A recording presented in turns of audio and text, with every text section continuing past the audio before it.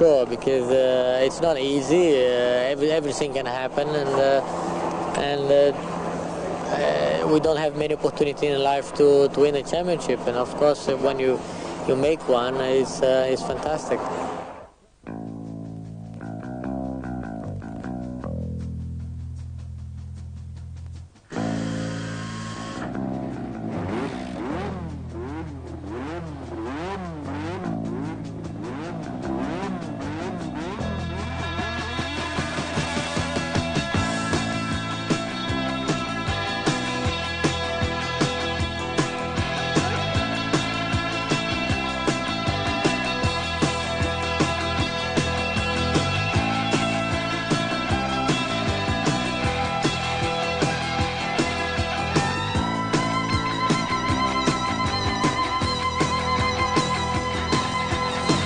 After 7 grueling months, taking in 15 countries from Brazil and right across Europe, we're here now in sunny Australia at Adelaide for round 16 of the World Championship, the last of the year.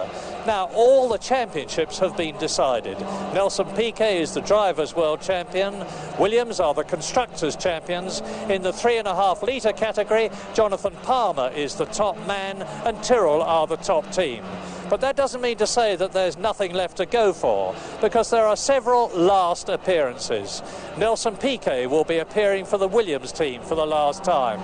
Ayrton Senna will be driving for Lotus for the last time. McLaren will be using TAG engines for the last time, and Williams will be using Honda engines for the last time. So there is a lot to go for here at Adelaide.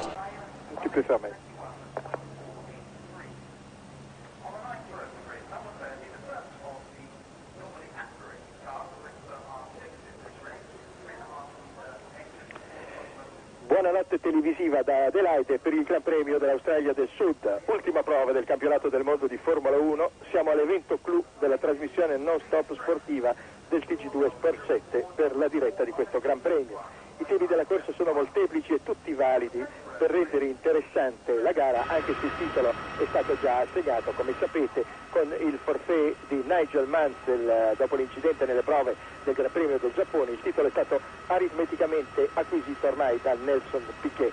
Ma ci sono, tra i tanti motivi che avremo agio di citare, alcuni soprattutto che ci toccano da vicino, e sono, dopo la bella vittoria di Berger in Giappone, la conferma delle Ferrari sia in qualificazione con la pole position di Gerhard Berger col tempo di 1.17.267 a 176 di media, sia la buona prova delle Ferrari nel warm-up che vi abbiamo trasmesso del resto poco fa, con Berger che ha girato in 1.21.738, seguito da Prost con 21.953 e da Alboreto con 22.274. Il circuito misura 3.780 metri, dovrà essere percorso per 81 giri più il giro di ricognizione, per un totale di 310 chilometri. Nello schieramento di partenza abbiamo Berger e Prost in prima fila, Piquet e Senna in seconda, Butzen e Alboreto in terza, quindi Patrese, ed è una delle novità di questa gara, Patrese che debutta sulla Williams lasciata libera dal convalescente Nigel Mansell, ha lasciato quindi con una corsa di anticipo la Brabham per passare al suo team nuovo dell'anno. That's the scene here in Adelaide, and now the Nine Network of Australia proudly presents to countries all around the world the 1987 Australian Formula One Grand-Prix.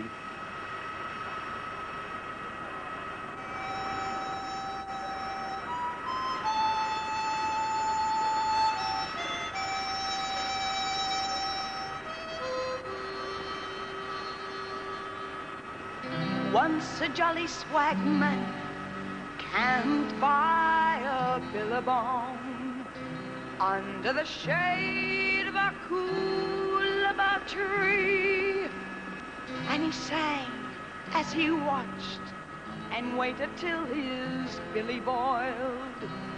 You'll come a-waltzing, Matilda, with me. Waltzing Matilda, waltzing Matilda, you come a-waltzing Matilda with me. And he sang as he watched and waited till his Yes, welcome to you all. This is Adelaide, the capital of South Australia, the home of Australia's most famous wine-growing centre, the famous Barossa Valley. Today's event, the third Australian Formula One Grand Prix, is raced through the eastern parklands of the inner city area. So what you're about to see, in effect, is a Sunday afternoon race through the park. The first year here in 1985, we saw the Flying Finn Keke Rosberg win. Last year, it was Alain Prost. So, from the City of Churches to 700 million viewers all around the world, welcome to the City of Churches, Adelaide.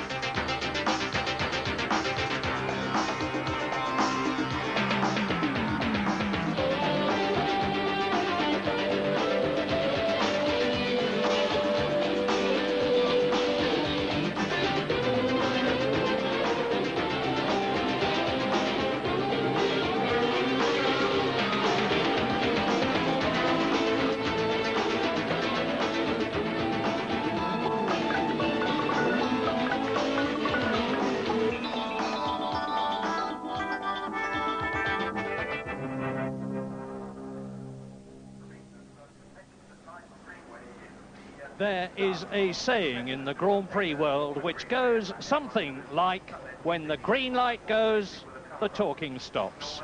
Well, in about 5 minutes, the green light will be going. For this, the climax of the 1987 World Championship Grand Prix Series here in Adelaide.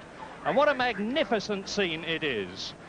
There's a 35-degree temperature here. There is an enormous crowd. It's going to be a very, very tough race because it will go very nearly, if not the whole way, for a full 2-hour distance. Those are the eyes of the reigning world champion, Alain Prost, and he is in the front row of the grid alongside Gerhard Berger. And they shared the front row for the last Grand Prix in Japan, where Berger won in his Ferrari.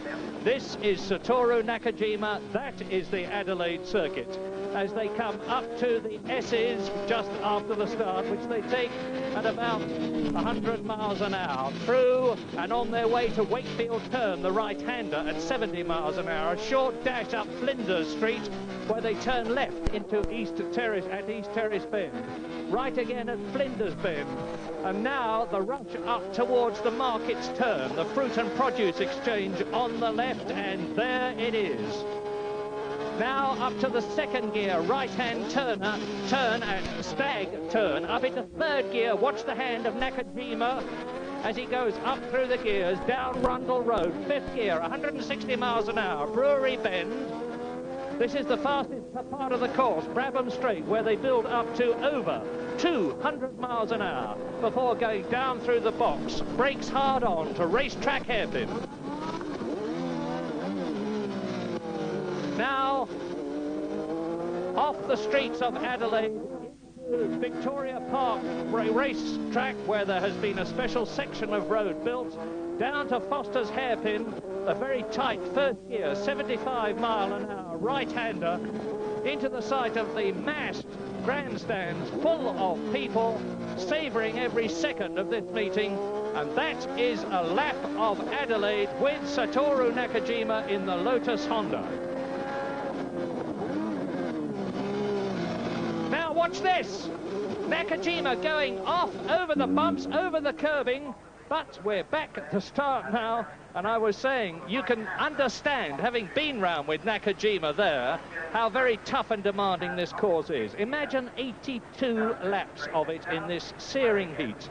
Martin Brundle, with the drink tube sticking out of the front of his helmet, in his West car, and he is in 16th position on the grid. So it's Senna on the second rank, Boutsen and Alboreto, the two Ferraris, are both in the top 6. Riccardo Patrese driving for Williams and Stefan Johansson. Then Teo Fabi, the Benetton, and De Cesaris in his Brabham.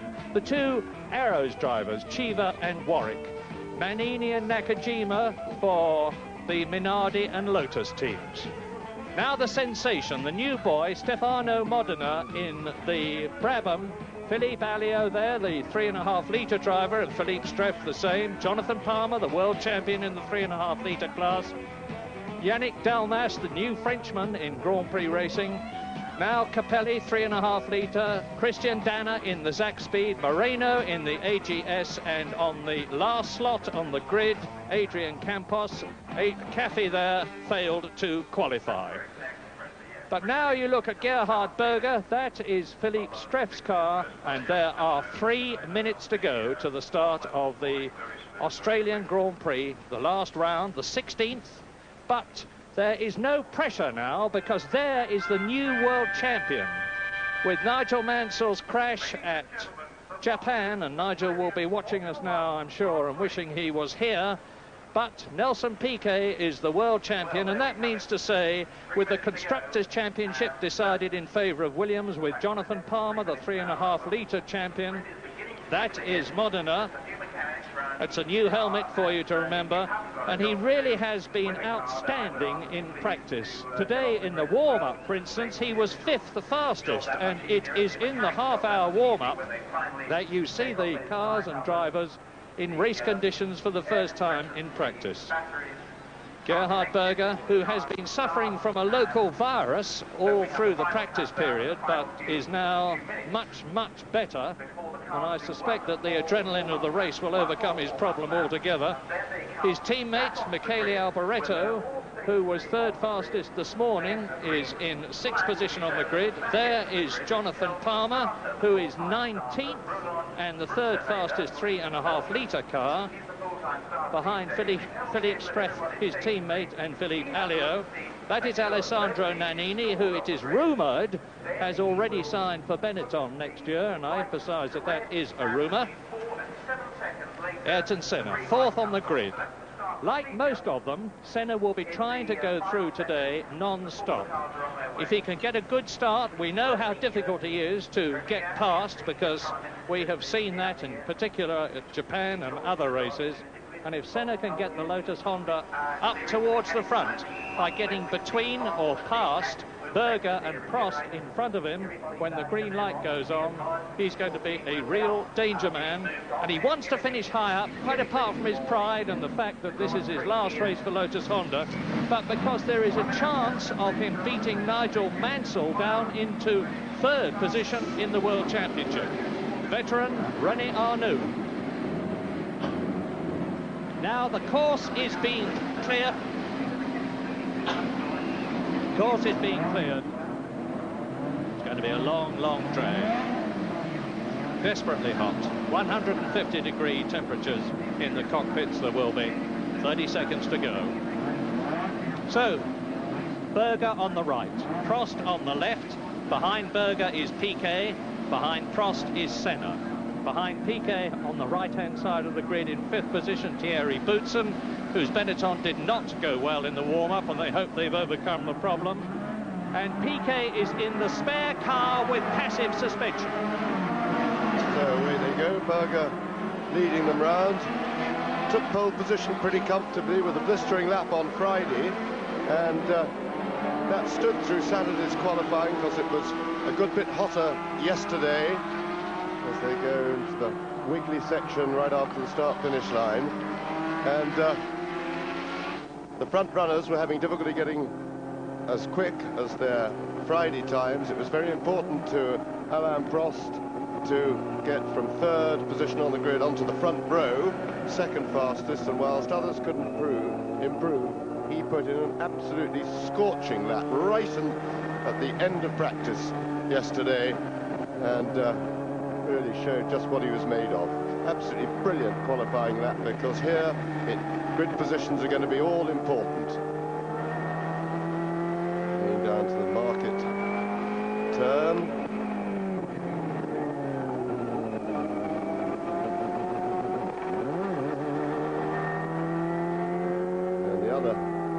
particularly hot piece of news is that this morning in the warm-up, Stefano Modena, young Italian driver who was Formula 3000 champion in Europe this year, having his first Grand Prix, qualified 15th in what really is a baptism of fire. Street circuits such as this one at Adelaide are very difficult.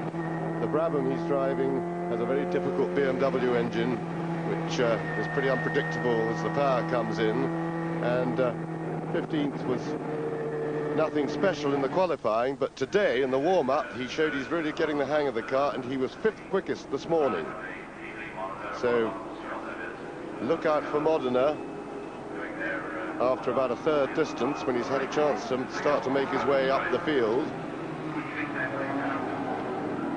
He'll be taking it pretty carefully in the early laps. He's got Nakajima in front of him, which is where he'd like to have him, I've no doubt, after his performances attacking people up the back in various races this season. And he's got Alio beside him, who's also on the wild side, so he's got a fairly nasty spot on the grid.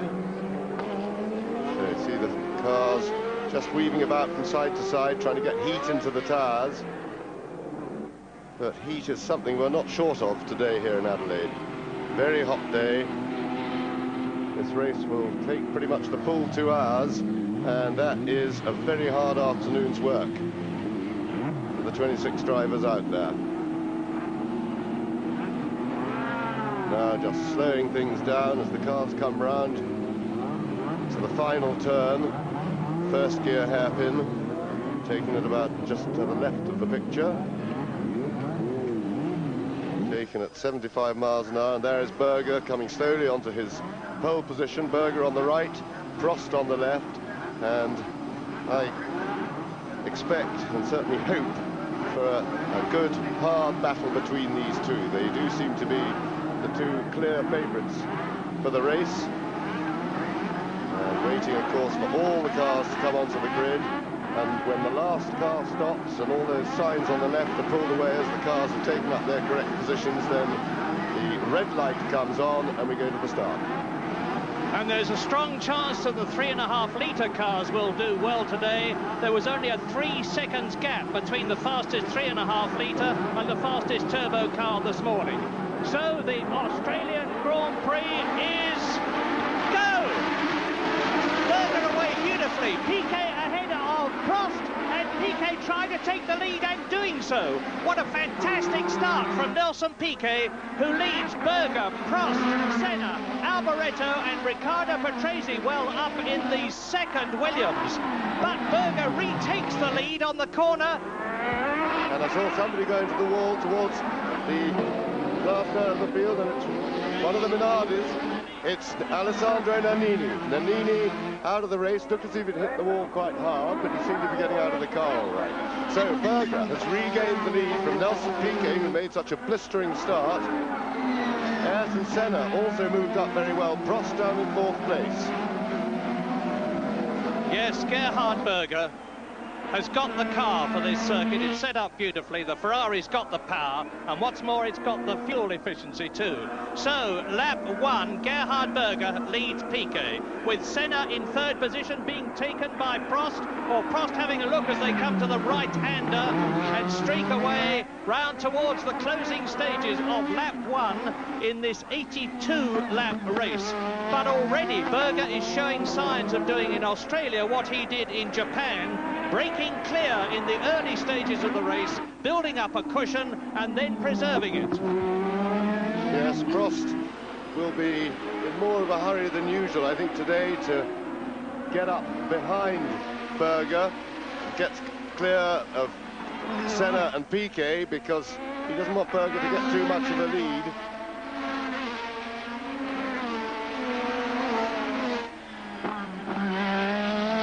And Berger showing he's really coming of age now. His speed has never been in much doubt, and here we see the start once again. Now look at Nelson Piquet on the right from the second row of the grid.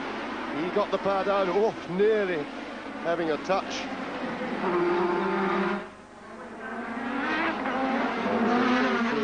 Look, Modena in the middle there, and the Brabham made up a couple of places. Now Nannini, bang, into the wall there. Looks as if there was a bit of contact made in the middle of the pack, and he was the unfortunate victim.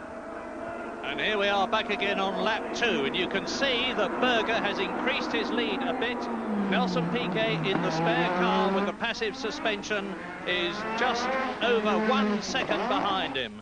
And I say again that Berger, who has been suffering from a local virus, is going to find this nearly 2 hours race very demanding indeed. But it is a wonderful sight to see again the Ferrari, the red Ferrari, out in the lead. Nelson Piquet coming out of Foster's hairpin. There's the gap in second position. And now it is Alain Prost who has got ahead of Senna, is 4th. Alboreto is 5th, Patrese is 6th, Boutsen is 7th, Johansson is 8th, and De Cesaris is 9th. So Prost is making his challenge. The man that many people fancy to win here this year, as he won last year, and in so doing became world champion. Can't become world champion this year, of course, because number 6, Nelson Piquet, is the champion. But Prost, having scored a record number of Grand Prix wins, 28 of them this year, with that 28th victory this year, is out to go out on a high in his last drive for the McLaren team with tag engines. He's 3rd. Yes, he's certainly very keen to add to his score. He's had, by his standards, a pretty thin season. He's been pretty unlucky. He looked, for example, just in the last race at Suzuka in Japan, the only person who could really have a battle with Berger, and who looked, in fact, favourite to win it, and then he got a puncture on the first lap, and that cost him a lot of time. He then made that absolutely brilliant drive back through the field, all for nothing, or nothing more important than his pride, because he didn't even get into the points. But he showed very much what stern stuff he's made of. So there is Prost now setting about closing that gap to Piquet, and then of course he'll be working hard to get past Nelson Piquet. 5 seconds between Berger and Piquet, 1.4 seconds between Piquet in second place and the man in the background, Alain Prost. And Prost is gaining. Prost has got to get past Piquet soon in order to prevent Berger pulling away. He's got a clear track in front of him, so has Piquet for that matter. Now there is the flying Austrian in terrific shape, the winner in Japan, pole position in Japan, pole position in Portugal. The Ferrari has come good. And there is the gap. Now, if Berger can keep the car going, he's going to be in terrific shape. And Ferrari now seem to have the reliability, as well as the speed and the handling and the all-important fuel efficiency. The battle is behind the Ferrari at the moment, because Prost is slowly inching up on Nelson Piquet, the 1987 world champion, in second position. Piquet, third position, Prost. And the Williams people that brought all the active suspension components over, especially from England to Australia, didn't really have a wasted visit. But Piquet has decided, I think reluctantly, to use the passive system. And you can see that now Prost, who was 1.4 seconds behind on the previous lap, is much more, less than that now. It's 0.6 of a second, with Senna in 4th place, Alboreto 5th, Patrese 6th, Boutsen 7th, Johansson 8th, De Cesaris 9th, Eddie Cheever is in 10th position, and there is the battle. Ahead of them is Berger, and they are Piquet 2nd and Prost 3rd, with Senna 4th. And looking back down the field, Stefano Modena is starting to fly. He's now up into 12th place. He's got a clear road in front of him, and he's just put in a lap of 1 minute 24.2, which compares very favourably with Berger at 23.9 and Prost at 24.2. So those three are the quickest people on the circuit, and it is very much as we expected. I had the great good fortune to work all this year with Stefano Modena in Formula 3000. I was there to coach and advise him, but he's a bit good for that. I didn't really do much, but he's a charming young man with an exceptional talent, and it makes me very happy to see him, because that is really sensational. In his debut in a Grand Prix car in such difficult circumstances. The Brabham has the most difficult engine of them all to cope with, of these turbocharged cars, and street circuit such as Adelaide is the most difficult way to start your Grand Prix career. Look at Michele Alboreto there. He is in 4th place ahead of Ayrton Senna. So Senna is dropping back through the field, and Riccardo Patrese behind him in 6th position is catching the Brazilian in the yellow Lotus Honda. Patrese in his first race for Williams, having been specially released by Bernie Ecclestone from the Brabham team. And you can see there is the Williams. It is inching up on the rear wing of Ayrton Senna. This is lap 6. Berger leads by 5.4 seconds. Piquet and Prost 2nd and 3rd virtually together. Alboreto, there he is in 4th position. In 5th place is Ayrton Senna, just ahead of Riccardo Patrese. Then it's Thierry Boutsen. Stefan Johansson is 8th. De Cesaris is 9th. Cheever is 10th. Fabi is 11th. And Stefano Modena is in 12th position in his first Grand Prix, and before Friday he had never even sat in a Grand Prix car, let alone seen a Grand Prix. There he is, the 3rd of those. That's De Cesaris, there is Cheever, there is Fabi, and there is Modena. Stefano Modena in his first Grand Prix. There is a Grand Prix star, not of the future, but of the present, because he has made an enormous impression. Piquet, Prost and Alboreto, 2nd, 3rd and 4th. The gap now is 5.8 seconds. Berger leads. What a scrap. Yes, tremendous stuff. Prost, of course, is now in the draft made by Piquet's car, which means, of course, that his wings don't get as much air blowing over them, and therefore he doesn't get as much downforce, which of course means not so much grip. And this is a problem always in Grand Prix racing. When you're getting close to somebody to overtake them, your car loses grip. And Prost is, particularly with Piquet having the Honda engine behind him, the most powerful in the business, it's going to make a very difficult job to find a way around Piquet, but that he has to do if he's going to do anything about Gerhard Berger, who is quietly and steadily stretching his lead at about a second a lap. And seemingly unaffected by the virus that was bothering Gerhard Berger in his 52nd Grand Prix. Now we ride with Nakajima. Now this is the fastest part of the course. We're going down the Brabham Straight up to 200 miles an hour. He throws away the rip-off of his visor, goes down through the gears for the first gear racetrack hairpin. Listen to the engine, it's marvellous.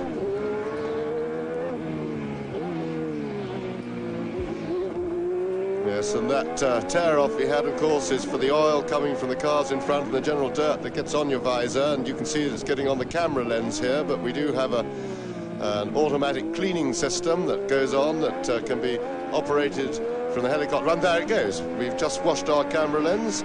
The considerable amount of air blowing over it soon cleans it off through the wiggly bit after the start-finish line. And here we go.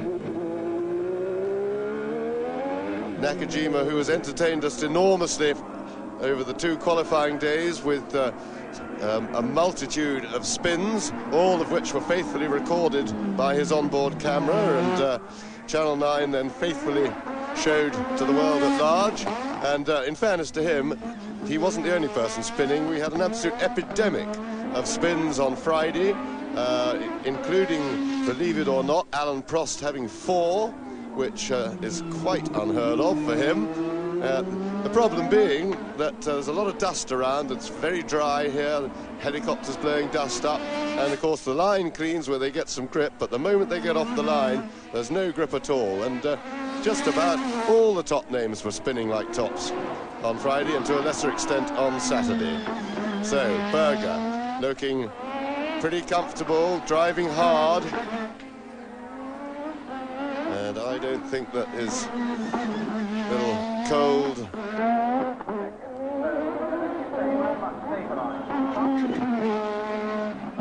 Berger will forget about that as he drives. The worst worry for him is that towards the end of the race he'll start to get pretty tired, and but he's a strong boy, he'll hang on. So Berger now 6 seconds in front, and Prost at the moment doesn't look as if he can do a lot about Piquet.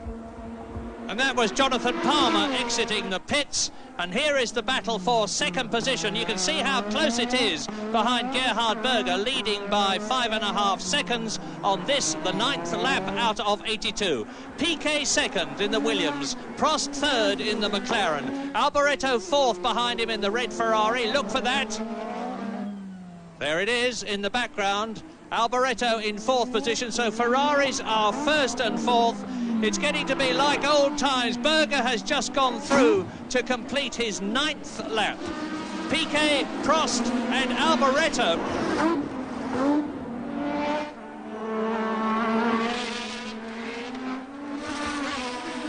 Yes, and I think at the moment Alboreto should be able to close that on Prost. Well, Prost's speed, of course, is currently being dictated by Nelson Piquet ahead of him. And that's an opportunity for Alboreto to catch that pair. And that, of course, will be another worry for Prost, because he'll then have...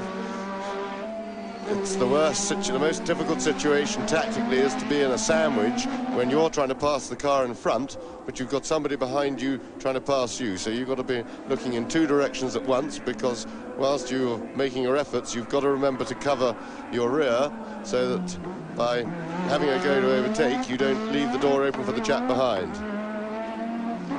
But Prost isn't quite in that situation yet. He can still concentrate totally on Nelson Piquet. Lap 10, 1/8 distance race order. Gerhard Berger leads by 6 seconds now. Piquet second.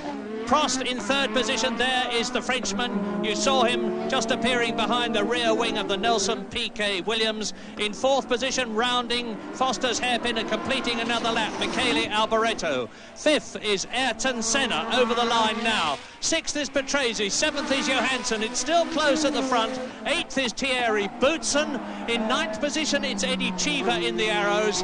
10th is Andrea De Cesaris. 11th is Fabi. Still in 12th position is Stefano Modena in the Brabham in his first Grand Prix. Then it's Derek Warwick 13th, René Arnoux 14th, going over the line now. 15th position Martin Brundle, and 16th is Nakajima. Then the 3.5 litre car of Ivan Capelli. So the leader in the 3.5 litre class is Capelli, followed by Dana, Alio and Dalmas. Those are the first 20 as you look at Piquet and Prost still battling for second on lap 11 out of 82. Yes, and Modena's progress is temporarily halted. He's a little bit stuck behind Teo Fabi in the Benetton, and there we have a rearward view, and that is one of the Benettons, but I can't see with the lens. That'll be Teo Fabi we can see. So, and behind... Oops, and there he goes.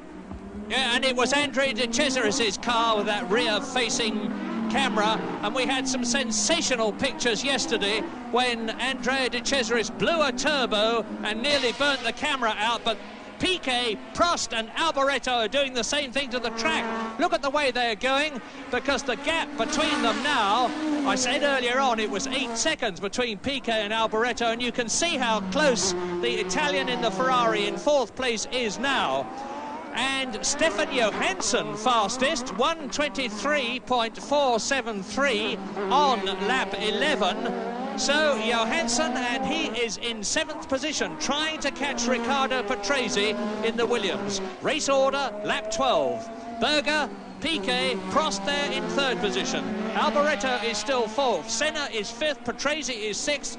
Stefan Johansson, driving in his last Grand Prix for McLaren, is in 7th position, and the fastest man on the track. You'll see him, there he is in the background.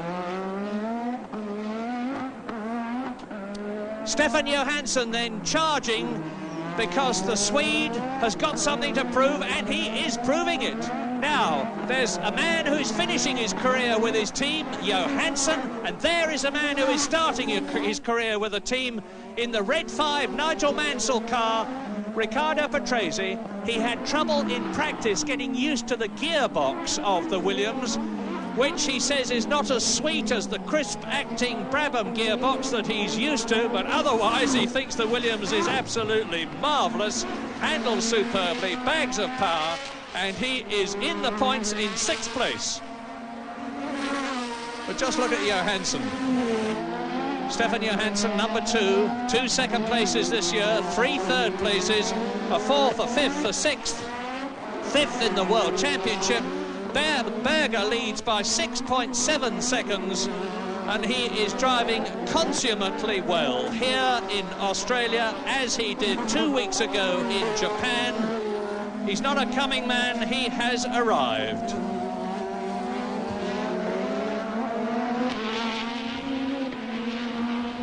And of course, at these sort of speeds and with this sort of close competition, the drivers really have to trust each other. Yes, they do indeed. Most of them are pretty experienced, and one of the things that all the truly professional drivers do, they know each of the other drivers individually and how they're likely to behave in any situation. So they will tailor their tactics accordingly. And there's Nelson Piquet through the heat haze. And fastest lap there for Gerhard Berger.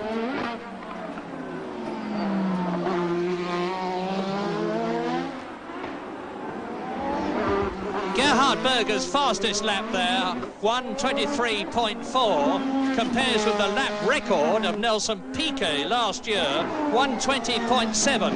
But of course the cars have still got a heavy fuel load on, and that will be making them go slower than they will be able to go later in the race when the fuel load has decreased, the car has lightened, they've really got the feel of the circuit. Well, they've got that by now, of course, and the cars can speed up.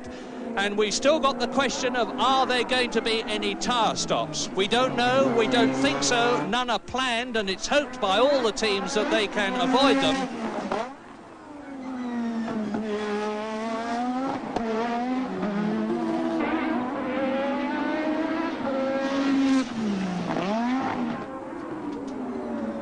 So Gerhard Berger is still in the lead, 6.4 seconds ahead of the battle for second place between Piquet in the Williams, Prost in the McLaren, Alboreto in the Ferrari, and there is the leader.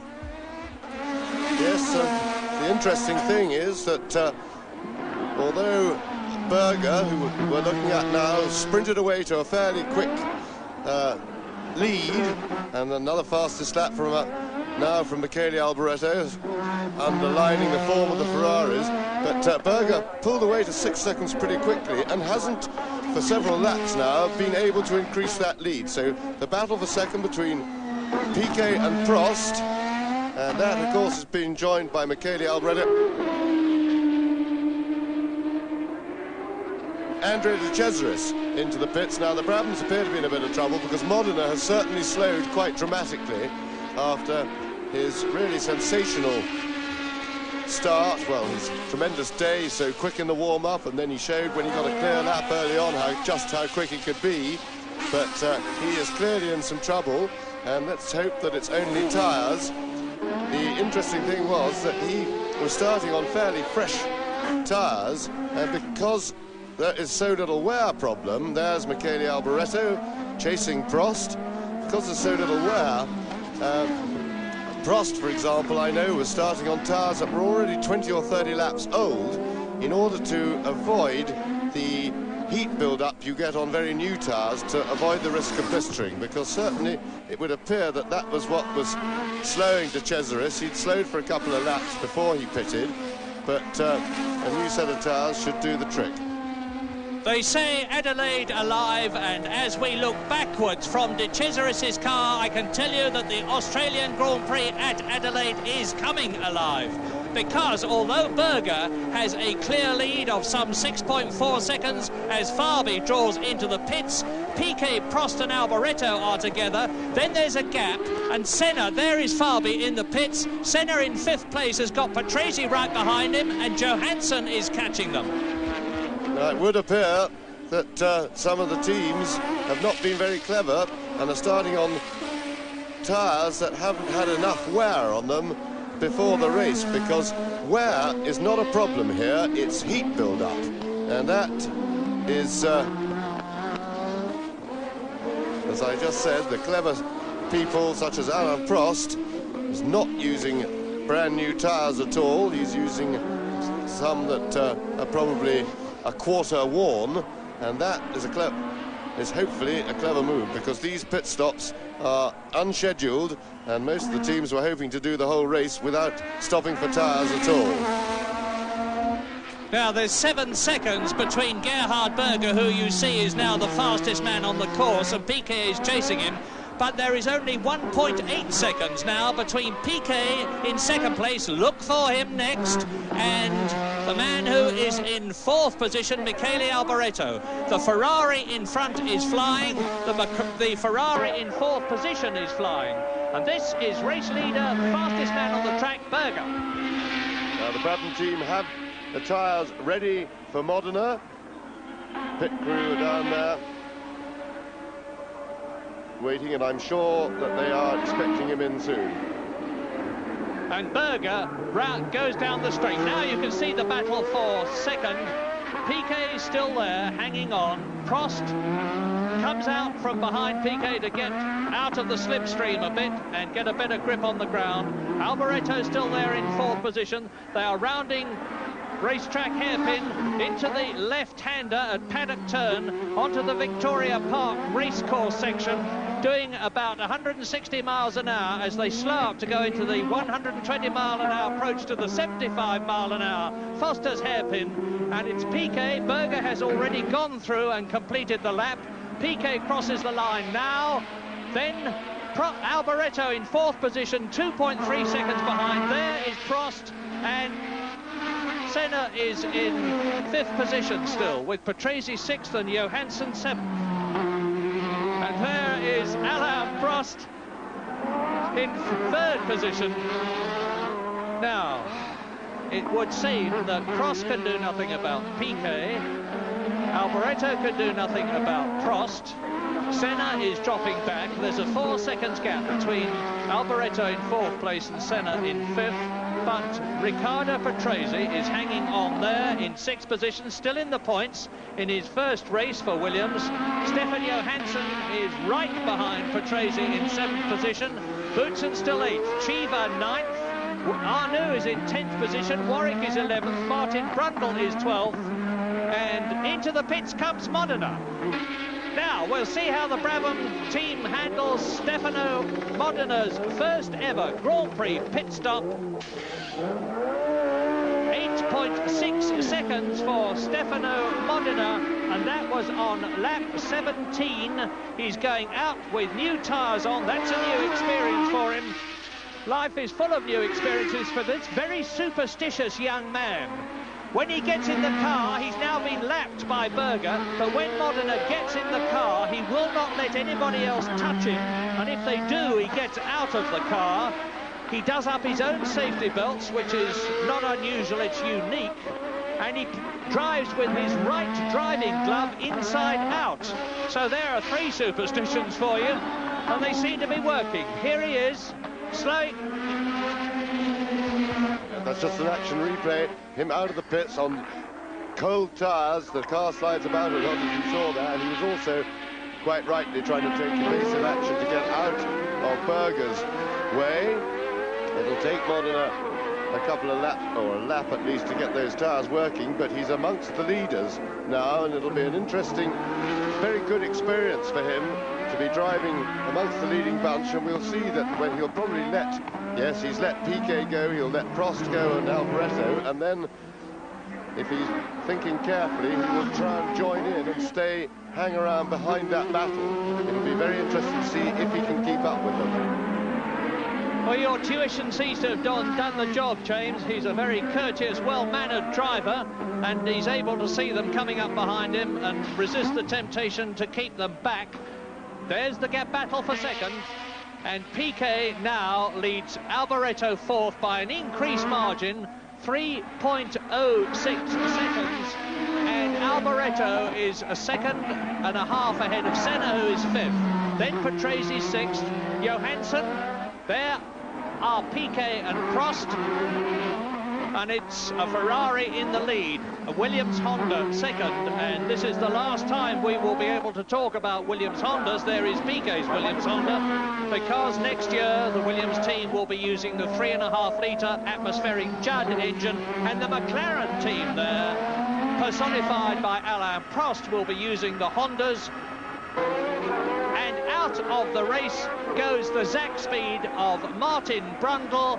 Martin Brundle retiring in a cloud of smoke with, I suspect, the usual problem, and that is a broken turbo, and that happens on lap 20. So Nannini out of the race on the very first lap.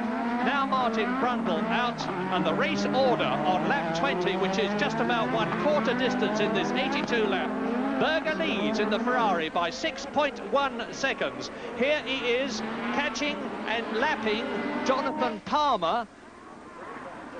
And Jonathan Palmer in the Tyrrell is in 20th position and has been passed by the flying Ferrari. Berger is more than proving his racecraft in this Australian Grand Prix, having won in Japan. Two first places behind him, Mexico last year and Japan this year. And 3 pole positions, including his pole position here in Australia. Very quiet, laconic young man who runs his own trucking business in Austria. And now he is ahead of Nelson Piquet. And the second, third and fourth seem to be fixed, because Piquet with Prost now some 0.3 of a second behind him, and Alboreto a second and a bit behind Prost, who is third, Alboreto fourth.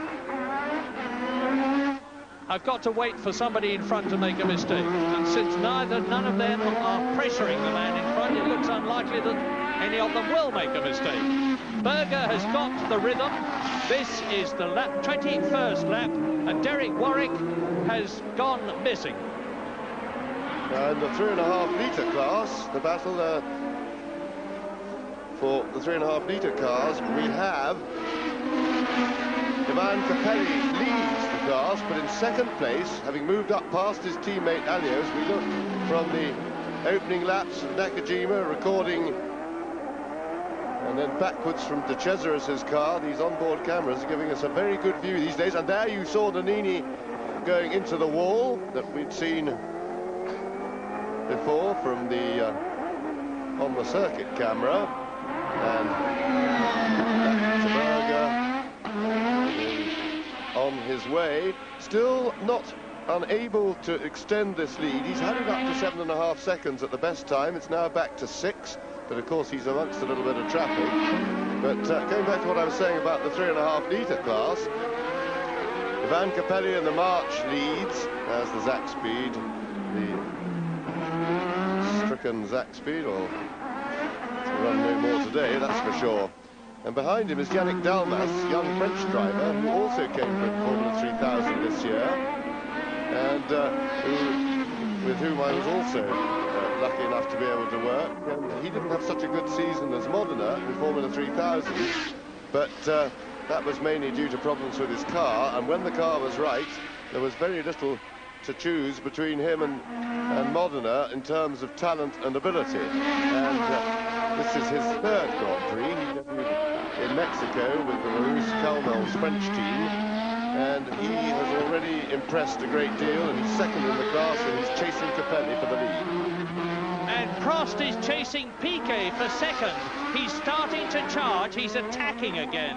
Alain Prost, number 1, the world champion, in his last drive in a tag-propelled McLaren, is pushing Piquet very hard indeed. The smooth-driving, effortless Frenchman. And if you look closely at his car, you'll see he's got 2 radio aerials on it, one on either side of the windscreen. One is to enable him to talk to his pit people and them to him, and the other is to enable the telemetry messages from his engine to be passed to the Porsche engineers in the pits, and they will be particularly monitoring his fuel consumption. So second, Piquet, third, Prost, fourth in the background, Alboreto. The gap between second and fourth is 1.6 seconds now. So if any one of them puts a wheel wrong as they come up to lap Jonathan Palmer, who is in 19th place now in the 3.5 litre Tyrrell, this could... Now, Prost is getting very close to a point where he can attack and take the place from Piquet. Yes, that's the closest we've seen Alain Prost to Nelson Piquet, and Prost is definitely getting impatient with that position. He's putting on what he hopes is a little bit of a charge. He will, of course, be very happy to see that Berger is not extending his lead, and I would think Prost is beginning to feel pretty confident about this race. His immediate problem, and it could be his problem for some time, is Nelson Piquet, but the fact that Berger is not getting away must be making him feel very happy. And there's an oil flag there, the red and yellow striped flag. Somebody's made the circuit a bit slippery. I suspect it was Nakajima, whose Honda engine in the Lotus is smoking badly as Berger comes up. Yes, Nakajima touring on the left there. He's coming in to retire. Lap 24, race order. Gerhard Berger leads, and he leads this terrific scrap between number 6 world champion Nelson Piquet and the 1986 world champion Alain Prost. 4th, Alboreto. 5th is Senna. In 6th position is Riccardo Patrese, who is just behind Senna. 7th is Stefan Johansson, and 8th is Boutsen. 9th is Chiva, and 10th is René Arnoux. In 11th position, it's Theo Fabi, notwithstanding his pit stop. Christian Danner is 12th in the Zach Speed. His teammate Martin Brundle has retired. Andrea de Cesaris is 13th, and he has stopped. Capelli is leading the 3.5 litre class in 14th place. Yannick Dalmas is 2nd in the 3.5 litre class, 15th, and Philippe Alliot is 3rd in 16th position. And we rejoin Satoru Nakajima, who once again seems to be paying the penalty of having our camera on him, because so often the car on which the camera is has had trouble. And there's a swarm of mechanics pouring round the back of the car, especially the Japanese Honda men. They're used to working with the Lotus team. It's now the end of the first season they have spent with Lotus, and Lotus will be using the Honda engines in 1988 as well. And it rather looks to me as though this is the last of Satoru Nakajima's 1987 World Championship Grand Prix season, having had a 4th, a 5th and 2 6th places, and he's going to add another did not finish to the 4 that he already has, if I am right.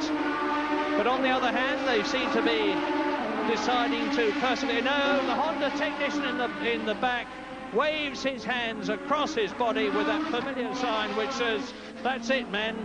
But this is it, men. 2nd, 3rd, 4th on lap 26 out of 82, Piquet, Prost and Alboreto. Well, getting through the back markers has delayed the battle for second just a little, and in fact Berger now has the biggest lead he's had of the race. There it is, 8.5 seconds, and Prost did not get the hoped-for break from the back markers that you can sometimes get if there's a misunderstanding between the lead car, giving the second one a chance to get by.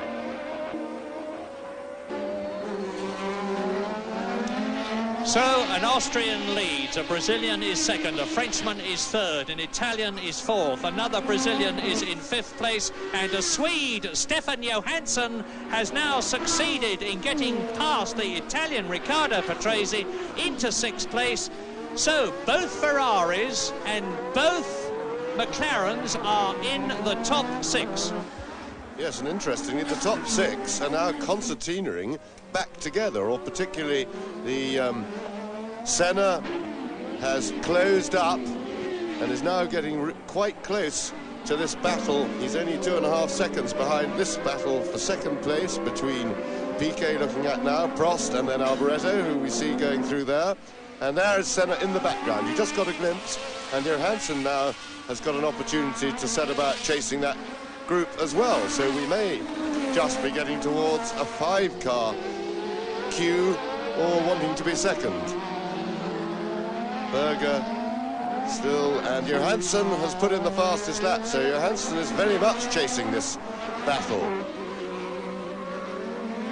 Berger still with the benefit of the traffic, going away just a little bit, and you can see Senna, and you can see Johansson in the background behind the Tyrrell, just coming up to lap the Tyrrell. So it really, what looked as if it was going to spread out a bit early on this race, is now all coming back together again, and we do seem to have a good race on our hands. I am delighted for Stefan Johansson. There he is behind the Tyrrell, because this amiable, likeable Swede is really fighting for his Grand Prix existence here, having driven for the Spirit team, the Tolman team, the Tyrrell team, Ferrari and McLaren. Into the pits comes Teo Fabi, and this is lap 27, and this is the second time he has been in. But as I was saying, Stefan Johansson is fighting for the continuation of his Grand Prix career. He's lost his place with McLaren, which is being taken by Ayrton Senna, and now Johansson will be more than anxious to make a continued impression by finishing in the points and as high as possible. And he is now in 6th place on lap 28. There he is. That's Prost. Now watch the stars get ahead of the men ahead of them, particularly the two Lolas of Yannick Dalmas and Philippe Alliot. Alliot is 14th, Dalmas is 15th. And now Piquet with Prost tucked up almost underneath his rear wing on lap 28 out of 82. Now there are the Lolas, the two blue cars, Piquet and Prost. And Prost will be hoping for a chance with these two back markers ahead of Nelson Piquet, that maybe he can get a break, but of course the turbo-charged power carries Piquet pretty much past. Oh, it's all a bit messy, and this could be a chance for Prost, except of course he's still got Alliot in the way, so Piquet survives that little potential crisis. Things are getting frustrating for Prost, but he's not a man to let frustration overrule his head, and he's old enough and wise enough to be patient. But he's having terrible trouble. He can't get past Alliot, and Alliot's not being much help. And a mistake by Prost. And now that won't, well, it won't have done the car any good. It may not have done it any harm. It's pretty strong. And Alboreto having a go. It's all happening. Alboreto trying to capitalise on the mistake from Alain Prost. And here we see it again. Prost, with his concentration being messed around by Philippe Alliot in front of him, made an uncharacteristically bad mistake for him, and we just had to keep our fingers crossed that he didn't damage the suspension of the McLaren. And Alboreto now challenging for Prost's third place. He's pretty close behind him. We will see by the performance of Prost's car if he's bent anything on the suspension. I'm looking at it, can't see anything wrong. And there is Modena in the pits. As Alboreto has another go at Prost, they're now both ahead of the Lola. This has given Alboreto his chance, and it was most uncharacteristic of Alain Prost to lose his concentration and to go over the curb at the S's at the end of the 28th lap. Now he's regained it, and hopefully he hasn't damaged the under tray or the suspension. Gerhard Berger, that lap in 1:22.3 is still outside the lap record. But it's enough. With all the dramas going on behind, Berger has now extended his lead to 11.5 seconds. And of course now you see Senna in the background, and the drama between really set off by Prost, aided in the better by the back markers, has allowed Senna to get right back in touch with that battle. It also gave Piquet a bit of breathing space. Piquet's got away a little bit, but I'm reasonably confident that they'll soon settle down and haul that lead in. That is assuming that there was no damage to Prost's car. Now, Berger is the fastest man on the course, 1:22.3. Stefan Johansson is second quickest at the moment, 1:23.9. So Berger is lapping over a second faster than the second fastest man. And the race order on this, the 30th lap, is Gerhard Berger leading by 13 seconds now. Here he is completing his 30th lap in this 82-lap race, looking absolutely steady and secure. In second position, it's still Piquet, chased hard by Prost, but now there is a 3-second gap between them, which is narrowing as Piquet goes across the line. You can see Alboreto in the background in 4th place. Senna isn't far behind in 5th place. Johansson is catching Senna in 6th position.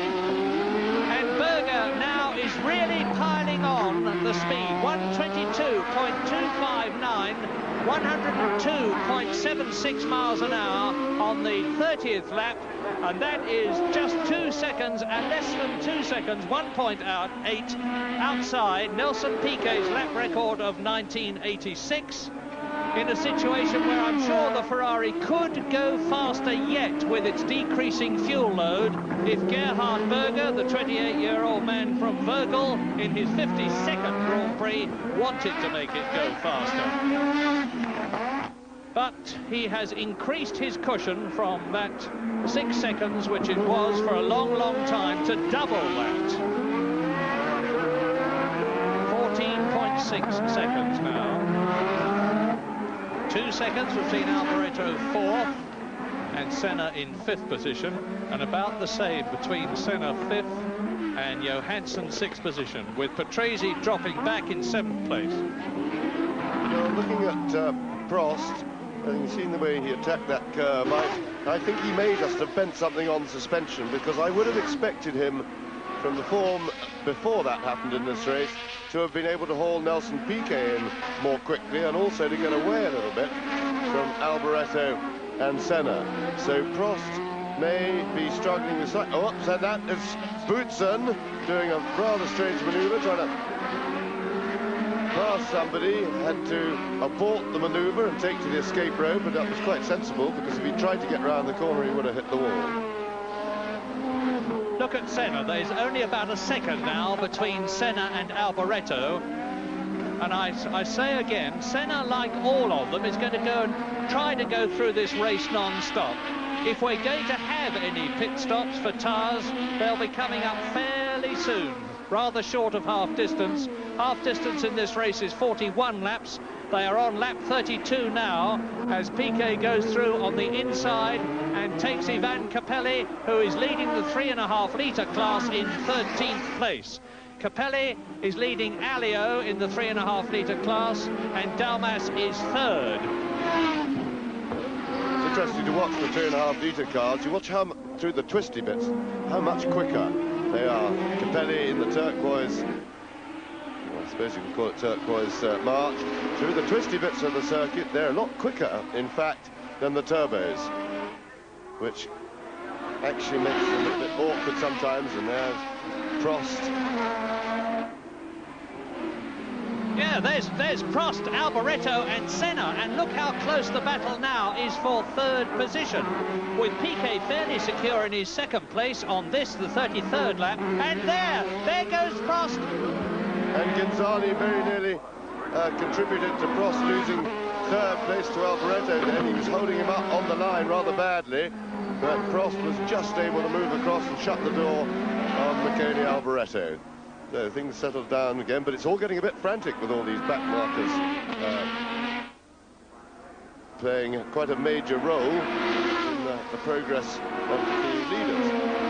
Yes, and just as Johansson wants to make a mark in this race, so does Michele Alboreto, number 27, as Prost takes Capelli and Alboreto closes up on him, because Berger, the new boy in the Ferrari team this year, has shown up Michele Alboreto consistently in terms of qualifying and in racing in the 1987 Championship Series, and Alboreto will be more than anxious to do better than he is doing at the moment. He's in 4th place, right behind Prost. There goes Prost in 3rd position. Just catch the movement of Prost's head then as he looked in his mirrors, and there is Gonzalez rather belatedly parking, and that won't be too great a loss to the progress of the race. Now, Prost in pursuit of Nelson Piquet. Prost in 3rd place. And you see Piquet just a couple of seconds ahead, or rather less now, so Prost is catching him. Look for Senna in 4th place in a moment in the Yellow Lotus, because there is an interesting situation. There he is tucked up behind Michele Alboreto. Senna started 4th on the grid. He's 5th at the present moment. But if the active suspension of the Lotus is to start to pay off, it will be fairly soon. Senna is undoubtedly having an easier ride. He's right up now with Michele Alboreto, who is 4th. Because of the easier ride, his tyre wear should be less, although he is paying a weight penalty as a result of the active suspension units. And he also suffers a power penalty, because although his Honda engine is the same as that of Nelson Piquet and Riccardo Patrese, and for that matter his teammate Nakajima, he has to use that Honda engine to power the hydraulic pump for the active suspension system. So Prost now fastest. That off doesn't seem to have done him any harm. 122.179, 102.865 miles an hour on lap 34 means that Johansson has been fastest in this race on a lap. So has Berger, so has Alboreto, and now Alain Prost. So the leap over the curbs did Alain Prost's McLaren no harm. He's gathered himself in the car, and on lap 35 he's attacking again to try and catch and then pass Nelson Piquet, who is on his way to a staggering 8th second place this season, to add to the 3 wins that he has if he stays where he is now. So there is Piquet 2nd, Prost 3rd, Alboreto 4th, Senna in 5th position. And if Piquet wins this race, which he certainly doesn't look like doing at the moment, it will enable the Williams team to finish the season with the highest number of points in the Constructors' Championship of all time, and himself to have the highest number of points in the Drivers' Championship, ahead of Alain Prost there, number 1. So Prost across the line, the gap between Prost and Alboreto, with Piquet in the pits on lap 35. Lap 35, Piquet blast out. And that looked like they were just stopping to remove something from the radiator. Now a new fastest lap from Michele Alboreto. So things are really hotting up. We're approaching half distance for the race. And I just see Stefano Modina's car in the pits. And he's obviously in fairly big trouble mechanically. So Nelson Piquet's probably, it could even have been a piece of paper against the radiator. If that happens, of course, the forward movement of the car holds it there, and the engine will start to overheat. And it could be that they had observed it from the pits, because the driver himself can't see that, but he would observe that his temperature was rising, and maybe somebody had a look at it on the circuit, and of course they can discuss it over the two-way radio. And all this means, of course, that Alain Prost is now in 2nd place, Alboreto is 3rd, Senna is 4th, Johansson is 5th, because Piquet rejoined in 6th position. Race leader Gerhard Berger, gap to Alain Prost, 18.2 seconds. So the men who started 1st and 2nd on the grid are now 1st and 2nd in the race, and if Alain Prost has got anything in reserve, and it looks as though he has, lap 36, 121.6, the fastest of the race, the little Frenchman, the Professor, is on his way, and he has still got 45 laps to go. Yes, and I still think there's a chance he bent something slightly on the suspension when he went across there, because I just think that his progress, his form relative to the other cars around him that we've been watching for some time, seems to be very slightly reduced. But we will now see he's already reduced the gap to Berger a little bit. Berger, of course, I think was having traffic over that lap, but it's now 16 seconds. It makes gaps quite hard to follow when they're lapping a lot of cars, because the concertina up and down as one driver gets held up, and then the gap is reduced, and then it extends again when the next driver catches the said back marker, and he gets held up. So Prost, with a relatively clear road in front of him at the moment, and can chase really hard now. He's got no worries about his tyres. They're now enough worn that there's no real danger of him blistering them or overheating. You can see that he's giving it now maximum effort, driving neatly, but you can see that the car is well on the limit. Another fastest lap, so Prost is just pounding in the fastest laps in this pursuit. Retirement so far as you watch Alain Prost on lap 38, and into the pits comes a Ferrari, and there is Patrese in at the same time. Riccardo Patrese making his tyre stop. This is the first time that he has had to stop in a Williams, and he's keeping it running. Mechanics pulled out of the way. Riccardo Patrese, 10.51, quick but not particularly quick in this day and age. Lap 38. Retirement so far. Alessandro Nannini is out of the Australian Grand Prix, as is Philippe Streb and Martin Brundle and Derek Warwick and Satoru Nakajima and Piercarlo Ghinzani. Patrese rejoined in 8th place. This is lap 38. Race leader Gerhard Berger is 14.8 seconds ahead of Alain Prost, who is about 2 seconds ahead of Alboreto, who is about 1 second ahead of Ayrton Senna in 4th place, who is 7 seconds ahead of Johansson in 5th, who is 11 seconds ahead of Piquet in 6th position. Boutsen is 7th. Patrese is 8th, Chiva is 9th and has been lapped. René Arnoux is in 10th place, Dana is in 11th, De Cesaris is 12th, Capelli is leading the 3.5 litre class in 13th place, followed by Philippe Alliot 14th and Jonathan Palmer 15th, Jonathan Palmer being the 1987 3.5 litre world champion, the winner of the Jim Clark Trophy. And Alain Prost is the quickest man on the circuit here. Yes, and as yet, Berger has failed to respond to Prost's charge. On the other hand, Alboreto is chasing hard. That is De Cesaris just in front of Alboreto, who's being lapped. And Senna is hanging on well there too. And they are all, at the moment, closing on Gerhard Berger in the lead. Berger now... the lead now 13.8 seconds over Prost, and I'm surprised that Berger hasn't made an earlier response to this new pressure, unless of course his tyres aren't performing as well as he would like, and he can't.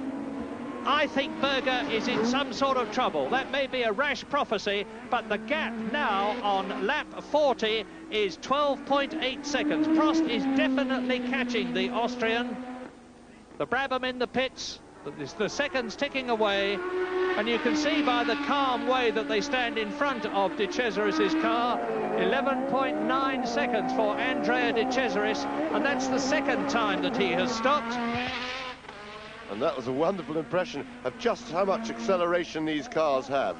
You saw from stationary the massive build-up of speed as he drove away from his pit. And there we go, the rearward-facing camera. Saw a few sparks then from the car just bottoming on its skid plates, the titanium that they have underneath, and we're looking at a lap out of the back window. It's rather fun, isn't it? And there we see where the pictures were coming from. That was De Cesaris' car. And down the fastest part of the circuit.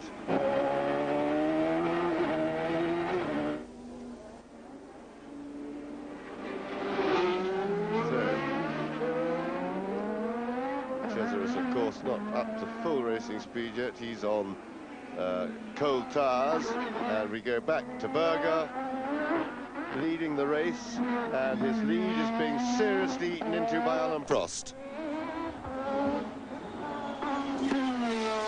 Indeed it is. The gap was over 13 seconds. Now, the Ferrari Achilles heel these days is not the engine, and it is certainly not the handling. It is the gearbox. So maybe, and I know no more about what is going on in Berger's car and mine than you do, maybe he has a gearbox problem, but I'll take the gap as he comes through at the end of this lap, and we'll see whether Prost is still catching him.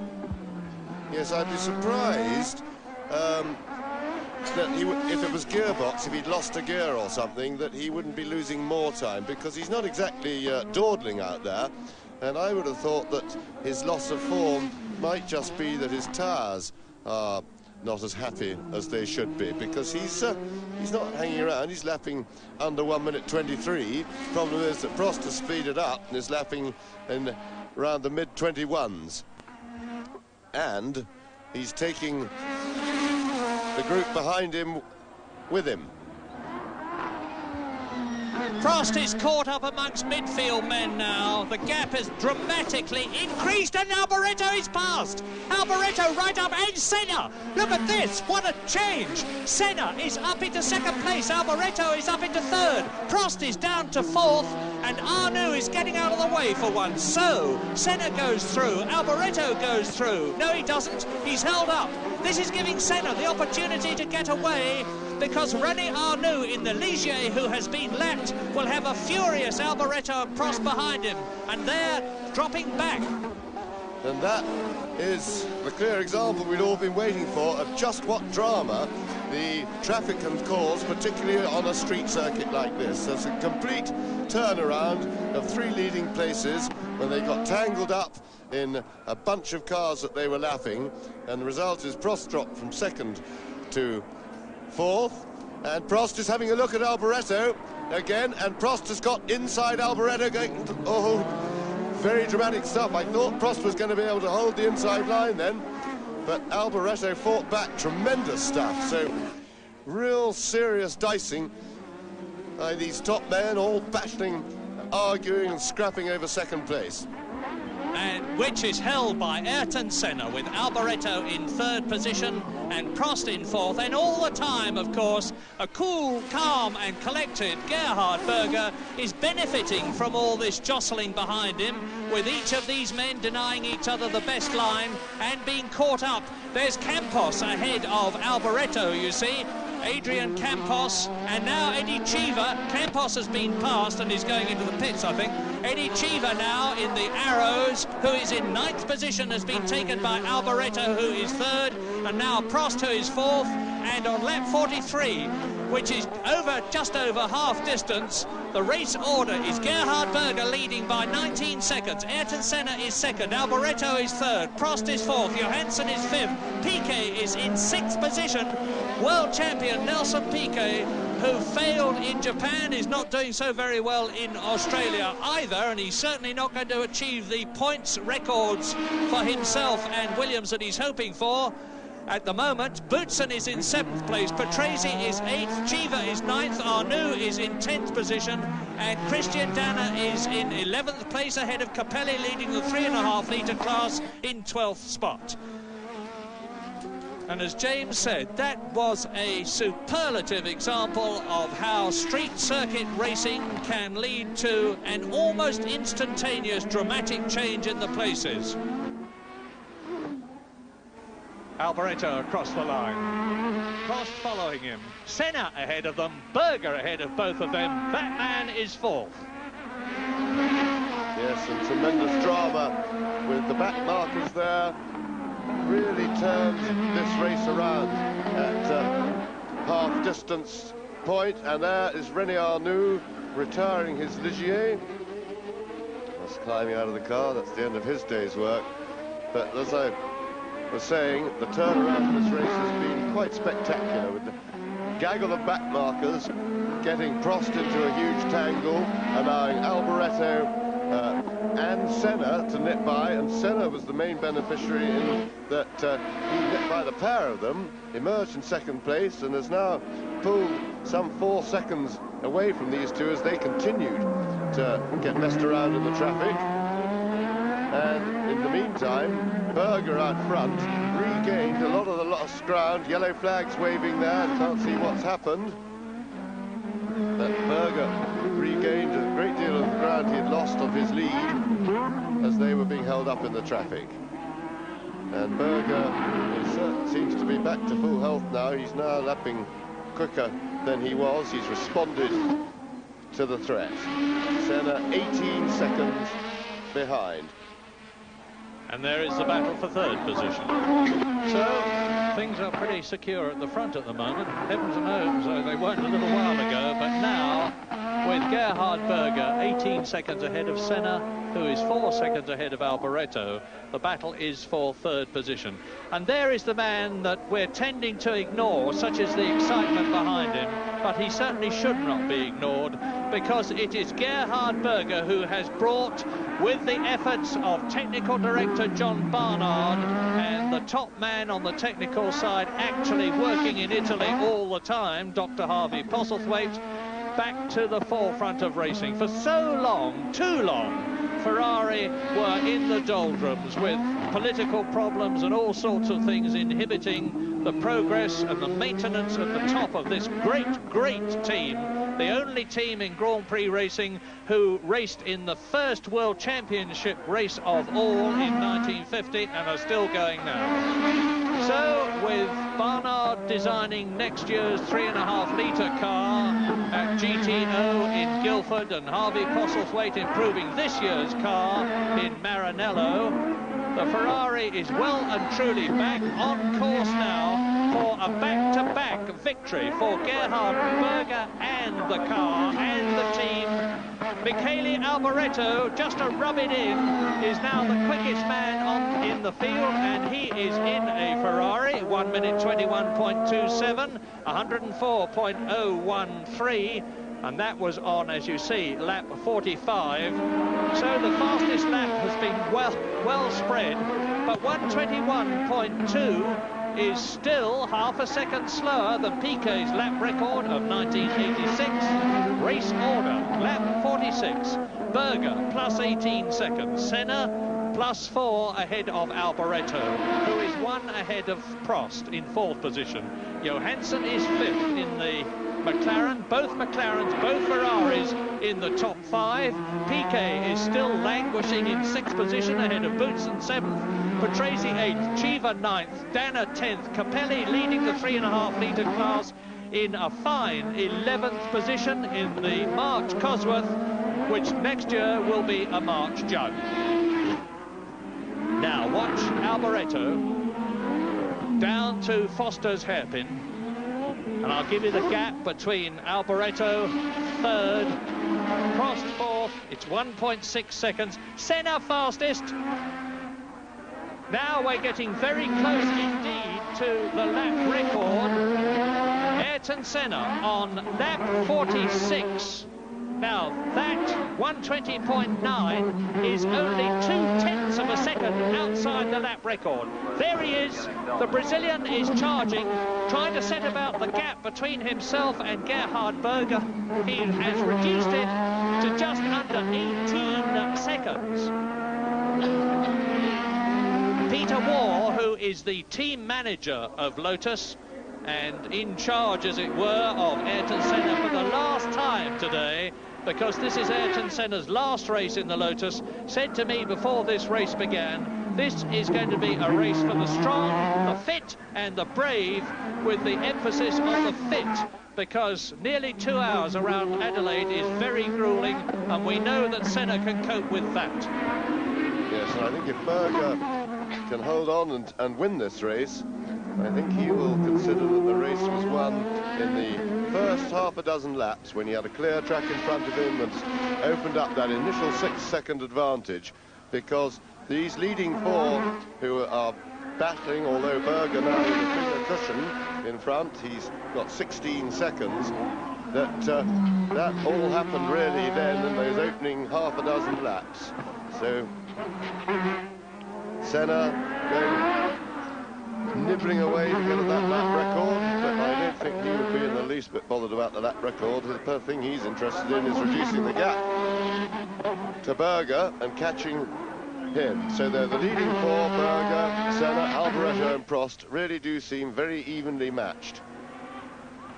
And Senna has broken the lap record. 1 minute 20.73 is 6/100ths of a second faster than Nelson Piquet's lap record in the Honda-propelled Williams last year. So Honda engines still have the lap record, And you can see the gap between Berger, the leader, and Senna second, as Berger goes round the acute racetrack hairpin towards the end of the lap, down to 16.6 seconds, which is very convenient for me, because in a moment I will see the Ferrari coming into my sight. Senna goes through, and I think Alio has spun at the hairpin.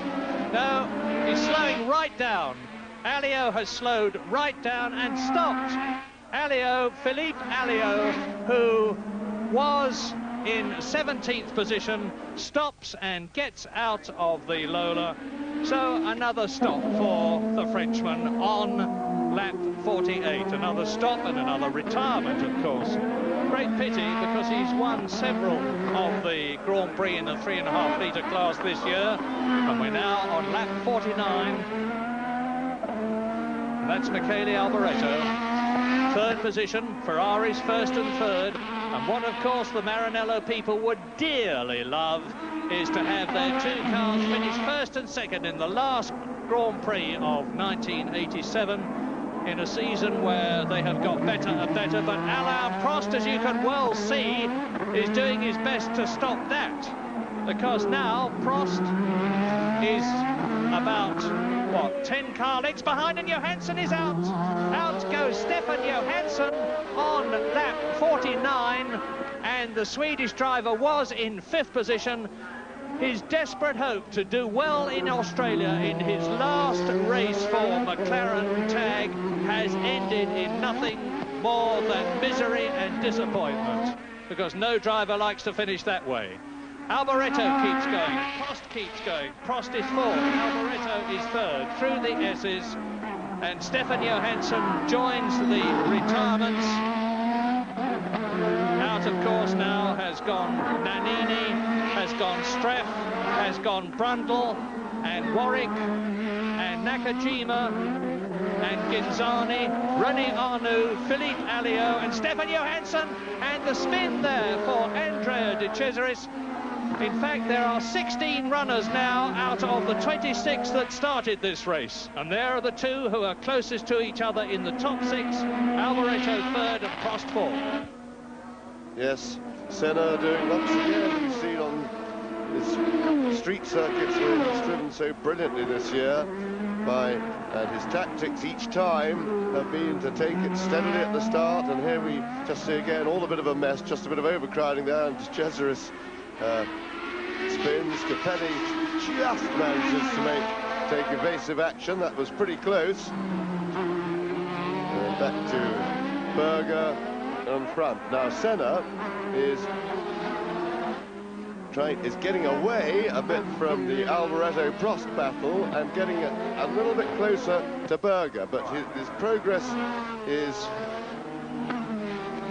very much inch by inch, and of course with all these back markers, Berger's in a real glut of them at the moment, but having dealt with them, of course, then Senna is going to come up on the slot quite soon, and that will undoubtedly delay him.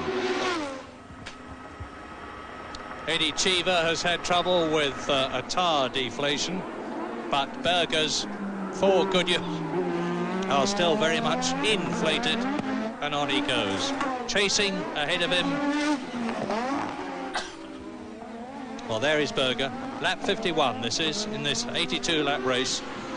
And a great deal could still happen with Gerhard Berger led by leading Senna. But the gap is slowly coming down. 15.6 seconds is the gap now between Berger that you look at and Senna, who is in 2nd position. So Berger leading, Senna in 2nd place. There he is crossing the line to complete his 51st lap. The gap is consistently coming down now, but it's still a big gap. It was 18 seconds and it's now 14 seconds. Senna is 2nd and catching very slowly Berger, pulling away from Alboreto 3rd, who has still got Prost with him in 4th position. In 5th place it's still Piquet. In 6th position it's Boutsen, and Piquet is up to 5th because Johansson has had to retire. Yes, and Prost, I think, is probably anxious to get past Alboreto, because you can see Senna slipping away. Senna's gap reduction, though, is a little bit false at the moment, because he's got quite a few cars between him and Berger. Eddie Cheever into the pits there, and they're changing tyres anyway. They've got trouble with the right rear wheel. They've had a lot of trouble getting that off, but it's finally come good. And that is a very slow stop, unless they've got more work to do than just the wheels and tyres. But we'll only know the real state of the gap between Berger and Senna once Senna has come up and passed that gaggle of back markers that's circulating between them. Senna's just gone through and completed his 52nd lap. So Berger is still very much in command, and like all the top drivers, there he is, Gerhard Berger. Radio between him and the Ferrari pit. And another new lap record for Senna. He's chopping away at it, so he's really on the charge now. And as I say, going back to the tactics that have been so successful for him, first in Monaco and then in Detroit earlier this year, where he won both races by taking it easily and steadily. And once the others changed tyres, he had saved his and was able to speed up without having the delay of having to go for the pits. Well, this time the other leaders, as he would have known beforehand, aren't going to stop and change tyres. But certainly by looking after us in the early race, everything seems to be going pretty well on the Lotus. And it would be wonderful for Ayrton Senna if he could make it a third street circuit victory in 1987. He won at Monaco with the active suspension Lotus Honda. Then he won the next in the race at Detroit. He might conceivably win the last one here at Adelaide, around the streets of, because the gap now is down to just over 13 seconds, and there are still 28 laps to go. And at the rate he's going, unless Berger is deliberately letting the cushion come down and pacing himself, Senna has certainly got the chance to catch Berger. But as I've said many, many times before, and will doubtless say many times again, catching is one thing, passing is another. However, Senna, a very gritty, determined fighter, and Stefano Modena is in the same mould, incidentally, a very deliberate, intense man. Senna, in his 62nd Grand Prix and his 18 years of experience, is using every second of them now. He's got 4 second places as well as his 2 wins this season. And I remind you that the gap between Ayrton Senna in 3rd position in the World Championship and Nigel Mansell is only 4 points. And Prost out!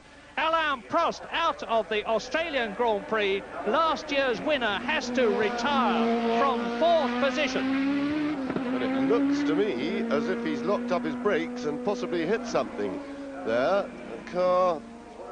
And now we're going to see what happened. Yes, and Prost did indeed go off the track, and he's smacked the rear end into the tyre wall. You could see that that was a forced piece of parking, because he'd flat spotted one of the front tyres and he was on full lock. And so Alain Prost has had a very eventful afternoon. He was having some brake trouble earlier this weekend, and McLaren's were struggling to get that right, so that may have contributed. And of course his curb hopping incident earlier certainly wouldn't have done the car any good, even if it hadn't necessarily done it very much harm. So Alain Prost finishes what for him was a pretty miserable season. The Marshalls having a bit of trouble moving that car, and they'll want to get it away from there because somebody else could come and attack. Really, by Prost standards, a disappointing season, and Berger is responding to Senna's chase. So Gerhard Berger sometimes sort of looks as if he's struggling a bit, but then all of a sudden he can wind things up, and that is Riccardo Patrese in the Williams. Berger is looking to lap. And there we see Alain Prost again. Goodness knows how he got to be facing that way when he arrived at the corner. So Prost has had, I should think he locked his rear brakes up going in. Well, unless, of course, something broke on the car, and that is a possibility because of the abuse it received earlier with bouncing over those curves. We've got a very interesting situation here because Riccardo Patrese was accused by some people, and it's Patrese in the Mansell Williams in front now. Patrese was accused by some people in practice of not having lost what were said to be his old habits of making it very difficult to get past. He's blowing oil, smoke all over Berger. He's undoubtedly going to be holding Berger up. I don't think he's going to move over and let him through. And that will give Ayrton Senna, who is 12 seconds behind the Ferrari, the opportunity to catch him. No, it won't, because Patrese does let Berger through. Well, indeed, it was his old habits, Murray. He didn't let him through at all. Berger had to fight his way past. And I have to say, Patrese is completely out of order, because when you're being lapped and the leaders have got a big race on their hands, you have absolutely no business to interfere with that when you're really out of contention. So Patrese back to his old habits. Well, I say back to them, I don't think he ever really lost them, but that was bad news for Berger, but he fought his way past, and the bad news will now revert to Senna, because he sooner or later is going to catch Patrese, and he's going to have to find his way past. And the gap now between Berger leading on lap 57 and Ayrton Senna second, but still having to catch and pass Patrese, is down to 11.9 seconds. And that was primarily because number 28 there with the yellow flashes on the front wings and the rear wing, Gerhard Berger, was held up by Riccardo Patrese. And I don't see any reason in principle why Patrese should be any more cooperative about letting Ayrton Senna through than he was about letting Berger through. And on lap 57, 82 lap race, Andrea De Cesaris exits the pits. Just look at the speed of that. He's doing over 100 miles an hour before he leaves the pit lane. And that is the Williams of Nelson Piquet. So now we are looking at the man who is in fourth position, Nelson Piquet, passing us. Yes, and again, De Cesaris should have let Piquet go as he came out of the pits. That was a bad piece of driving, but he's not noted for the intelligence of his approach on things like that. But the nice thing was, it did, although it was entirely wrong and discourteous from a racing point of view, at least gave us a jolly good view of Nelson Piquet's Williams. Lap 57, and in the lead is Gerhard Berger by just under 12 seconds now from Ayrton Senna. Michele Alboreto is third, 16 seconds behind Senna. Piquet is a long way back in fourth position. Thierry Boutsen is fifth. Patrese is sixth, but as you know, has been lapped. And in a fine seventh place and leading the 3.5 litre category is Ivan Capelli, with Dana eighth. Jonathan Palmer, 2 laps behind the leader, is ninth. Dalmas is in 10th position. You can see how Senna is slowly catching Berger. 10.7 is the gap. Roberto Moreno, incredible in the AGS, is in 11th place. Andrea De Cesaris is in 12th position. And effectively there are now only 12 runners left, and we've still got 24 laps to go. Gerhard Berger is the fastest, but Ayrton Senna is challenging him, and Capelli is driving superbly in 7th place. So look at Ayrton Senna.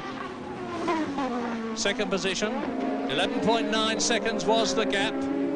And it's going to be stopwatch time, lap by lap, very shortly. Through goes Berger with Sparks trailing. I'm surprised to see Sparks coming from the rear of his car at this stage of the race, because the fuel load has been dramatically lightened. And Senna is really starting to challenge now. The gap is down to 10.5 seconds with 23 laps to go. The race, the Australian Grand Prix, is on with a vengeance. Berger leads by 10.5 seconds. Senna is catching in second place. And there is the race leader, Alboreto third, Ferrari first and third then. Piquet, the world champion who failed in Japan, is not doing very well here. And look at those sparks, he's going to retire. I'm sure Berger is in real trouble. Could just be a puncture, letting the side of the car down, and the gap 9.1 seconds, and I think Berger has got a puncture. So, yes, Berger's, and that rear tyre could break up, and I hope Berger's realised it, because he's got the right rear. Look at the right rear tyre.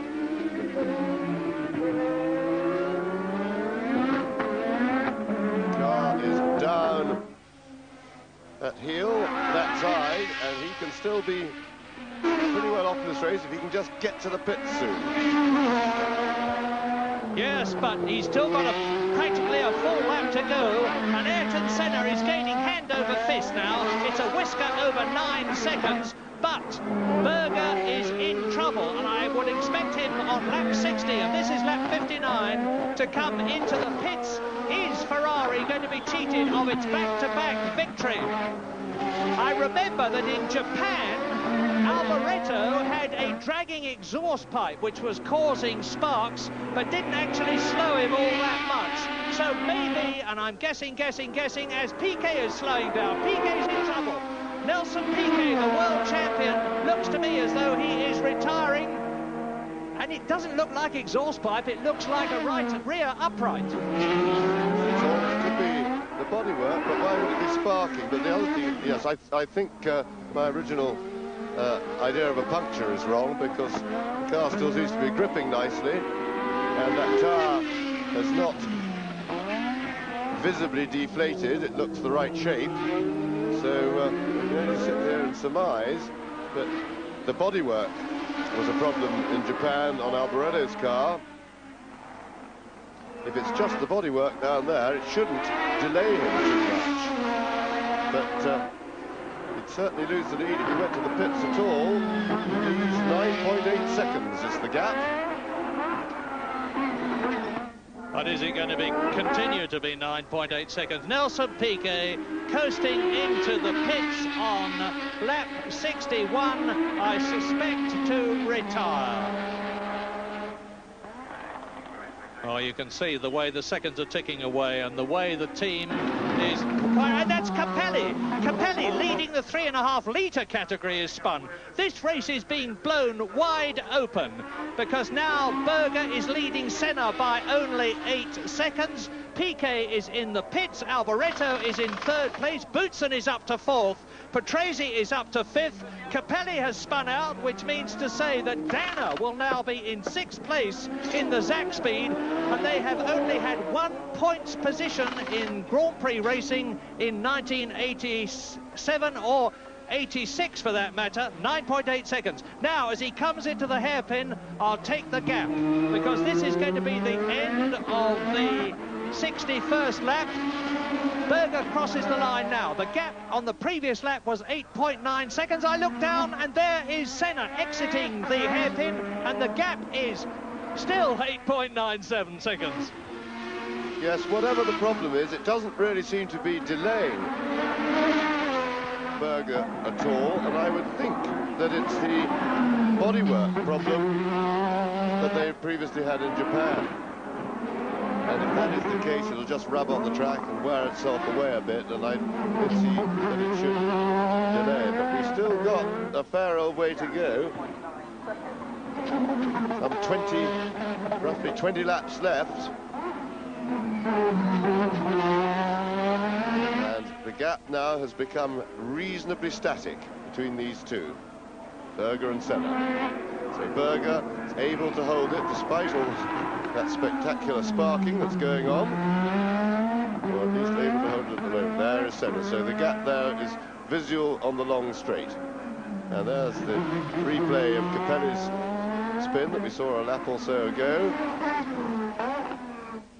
But this is the man of the moment, giving us a proper race up front, Ayrton Senna chasing Berger. Well, Berger has just gone through to complete his 62nd lap. Senna is exiting the hairpin, and it's 8 seconds now, the gap. So Senna has taken nearly a full second out of Berger on that 1 lap. I think it is a matter of time before Ayrton Senna, on lap 63 now, as is Berger, catches the Scarlet Ferrari and potentially cheats Berger and the Maranello people out of their second win, and Jonathan Palmer is now not only leading the 3.5 litre category in his position as world champion in that class, but is in 6th position in the Australian Grand Prix and in the points, the World Championship points, therefore. He's had 7 wins, and look at the sparks flying up from Berger's Ferrari. Well, it certainly wasn't designed to do that. If nothing else, it's extra friction, which is bound to slow him, even if it's only a tiny little bit.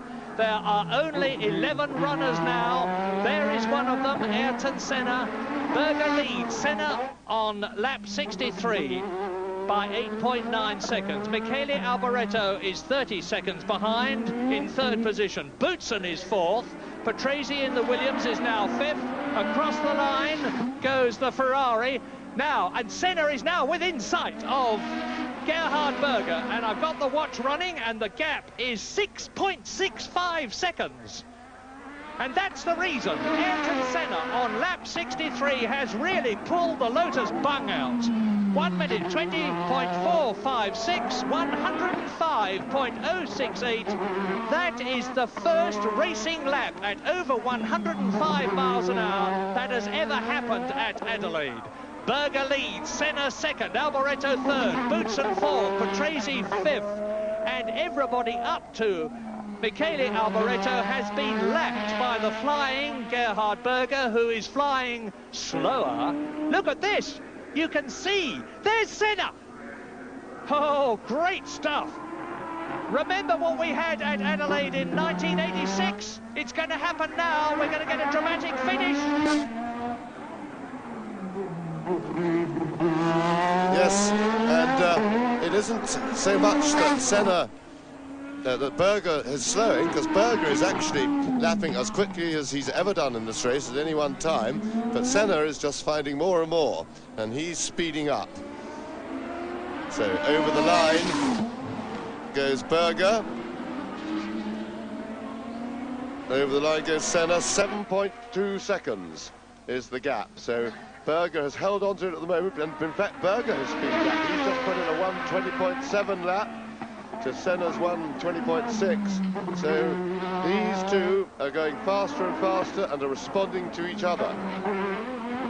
And Ayrton Senna, in his last race for Lotus, is really driving in an inspired fashion. He is on lap 65 out of 82.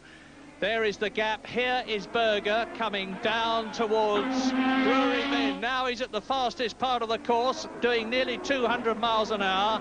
There is Senna behind him. The gap on the previous lap was 7.4 seconds. And Ayrton Senna, as I said before, has got the racing driver's ultimate stimulus. He can see the man that he's chasing, and he will be wanting to make that Scarlet Ferrari get bigger and bigger by getting closer and closer to it. He is certainly doing so, albeit slowly, but he has still got 17 laps at the end of this one. Berger completing the lap now, and Senna exiting the hairpin now and going over the line. Now a gap of 7.3 seconds. And there it is flashed up. Berger has now broken the lap record. So Berger and the two, there's virtually nothing in the last 2 laps. They've been within a tenth of each other's time, a tenth of a second, that is. So really, almost glued together by the length of that gap, and that means that as long as the mechanical problem that Berger has suffered doesn't get any worse or cause any further delays, that the back markers could be the decisive factor in this race. But Berger has now shown us that he can respond to Senna's charge, and he can hold it so long as his car, the dragging bodywork, doesn't get any worse or cause him any mechanical trouble. And there is another race going on off the circuit, the race of information between the technicians, because both Ayrton Senna and Gerhard Berger cars, their engines, will be sending radio signals to the pits about the fuel consumption And I say again that in this long, demanding race, there is the Olivetti Longines monitoring equipment. And I say again that in this long race, which is going to last nearly 2 hours, fuel consumption could still be the thing that decides it. And both cars now are undoubtedly not coasting. You can see how they're pushing each other by the fact that they are both pulling away from Michele Alboreto. There is Senna in second place. Michele Alboreto is now 38 seconds behind in third place. Riccardo Patrese is fourth. Boutsen is fifth. Palmer is still sixth. Danner is seventh. Yannick Dalmas is in a superb 8th position in only his third Grand Prix. Andrea De Cesare is fourth, 2 laps behind. Roberto Moreno is 10th. And that's it, really, because Nelson Piquet is out of the race 7 laps behind. There are only 10 cars effectively running, and we are on lap 67. You've seen Berger go through. Here is Senna. Yes, Berger, for the first time for quite a while, has appreciably extended his lead by just about a second. A slower lap then by Senna. I think probably just a little mistake somewhere because he didn't have anybody to pass. So Senna will be now trying to get back into that rhythm. He's charging away. He needs rhythm. Berger's already over the line. There goes Senna, and Senna has started to drop back, and Berger's broken the lap record yet again. So Berger is now the man who's socking it to him, and it looks to me as if Senna, having found that anything he could do, Berger could match to start off with, and then later one can say that anything he could do, Berger could do even a bit better. And it looks to me as if that's demoralised Senna a little bit. He seems to be abandoning the real hard chase for the moment. He may be just looking after his car for another, having a little breather for another go at Berger. But Berger seems to have fought off the challenge most impressively. I'll tell you what I think it is. I think that Senna has had to turn the boost down a bit to save fuel. Because, as I said, the Honda technicians and the Ferrari technicians know what the consumption is. There is no doubt at all about the fact now that Senna, who had closed the gap, is now, for whatever reason, having to suffer an extension of the gap. I believe that it's because he knows that if he goes on at the speed he was going on, there's Peter Waugh, the Lotus team boss, enjoying, well, he will be enjoying the sensation of knowing that his man, Ayrton Senna, there he is, completing a lap, is going to be well up for Lotus, but it looks as though it's not going to be a victory. The gap is now 9.6 seconds, and if it gets wider, I think my theory may well be justified. We are now on lap 69 in this 82-lap race. Gerhard Berger leading the car you're looking at, Ayrton Senna, by 9.6 seconds. It was 18 seconds at one point. Alboreto third, Patrese fourth, Boutsen fifth, Jonathan Palmer sixth in the points, and leading the 3.5 litre category. Yes, and it's quite clear now Senna has dropped his speed by nearly 2 seconds a lap from his flat out, his very quickest, and it's quite clear he has abandoned the chase in favour of finishing on 6 points. Berger also has been informed of that pretty quickly, and he in turn has been able to come back from the very furious pace that was going on just a few minutes ago. There is Berger now, having successfully dealt with Senna's charge, now can concentrate really on, he won't be able to slow down too much, but he can ease up a bit. That's Harvey Postlethwaite, Ferrari designer and engineer, working under John Barnard, who joined the team this year, and between them they have masterminded the revival.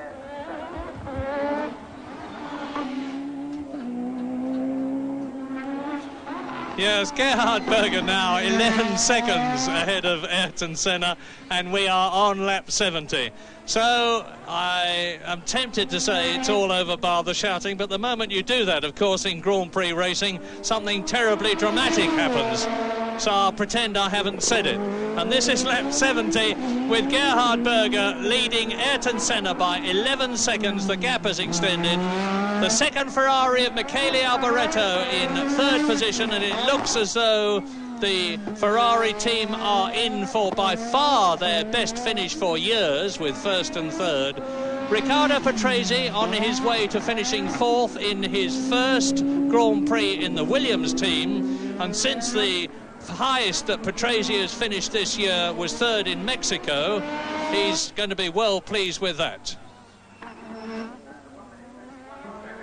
Fourth. There he is. There is Riccardo Patrese in fourth position ahead of Boutsen. They've both been lapped, and Jonathan Palmer has been lapped twice. Patrese turning in. The third place that he had in Mexico, of course, was in Brabham. Previous to that, the best he'd done. And I notice he's been puffing out oil from the back of the car for a long, long time. Doesn't seem to have affected him, but you see it again as he changes gear. Gerhard Berger, the fastest lap and a record lap on lap 67, 1:20.424, a speed of 105.110 miles an hour, and that is just about half a mile an hour faster than Nelson Piquet's lap record of 1986. A Ferrari in the lead, a Lotus in second place, another Ferrari in third place, this Williams in fourth position, ahead of the Benetton of Thierry Boutsen in fifth position, and the Tyrrell of Jonathan Palmer in sixth place. And there's only 10 cars running now. I said when this race began it was going to be one of attrition, and it is certainly proved to be that.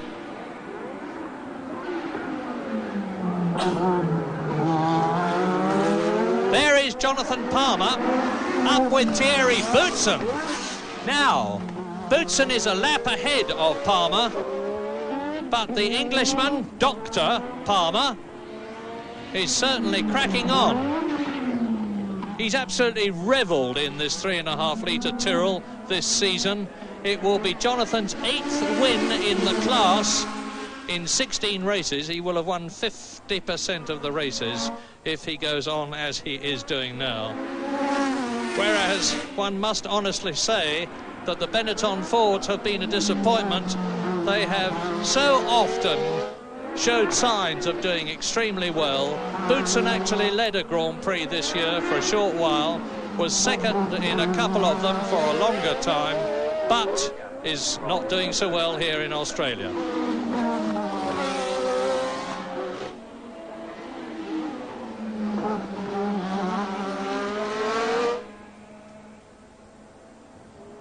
You can see that Jonathan Palmer desperately wants to get past the Benetton, but now Berger 1:20.416. Well, he's keeping it up. Whatever was the problem with the Ferrari, and I must say I am mystified by it. When they tell us, when we know afterwards, James, what the problem was, we're going to nod and say, oh yes, of course, but it obviously hasn't affected the speed of the car, and yet there was something dragging. What's your theory? Well, I think it's right. Mike Doodson, who faithfully does our lap chart for us, pointed out that this problem that they've had in Japan on Alboreto's car with the bodywork dragging, and I can only think that a small piece of bodywork came loose and was sitting down on the track and then sparked itself away to nothing.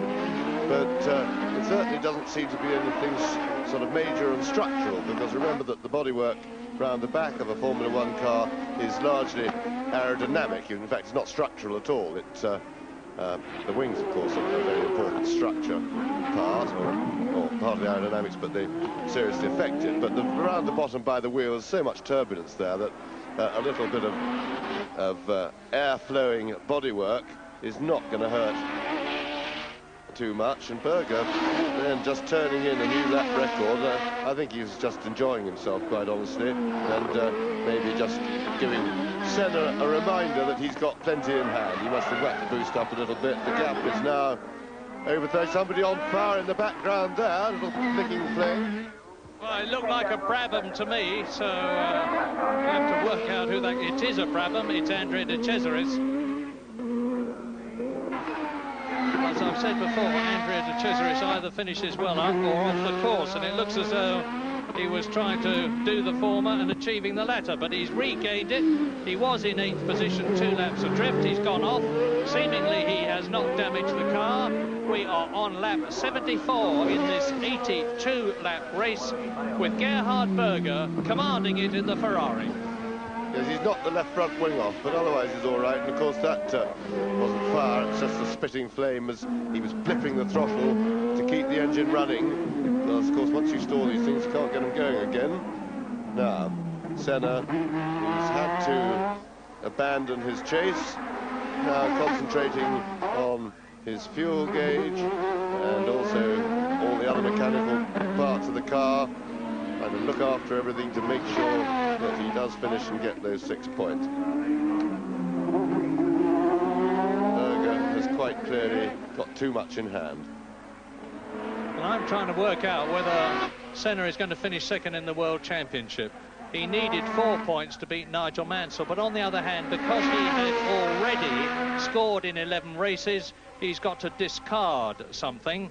So it's going to be a very close thing indeed. There are the Ferrari people with their fingers crossed, no doubt, hoping, as they did in Japan, that the Ferrari is going to come home and it'll be a famous back-to-back victory for Maranello and Berger. So I just looked up the record here, Murray. Senna has had 2 5th places. There are his work results, so he'll drop 2 points, which means that he will only profit by 4, which means that he and Nigel will tie for 2nd place. But of course I don't think that that'll be of any real excitement to either of them.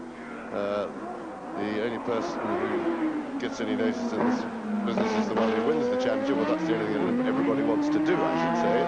And both Nigel and Ayrton Senna are extremely ambitious for that. And Nigel, I thought, was very unlucky after dominating this year in terms of speed and everything, not to be in at the kill at the end. He really did deserve better.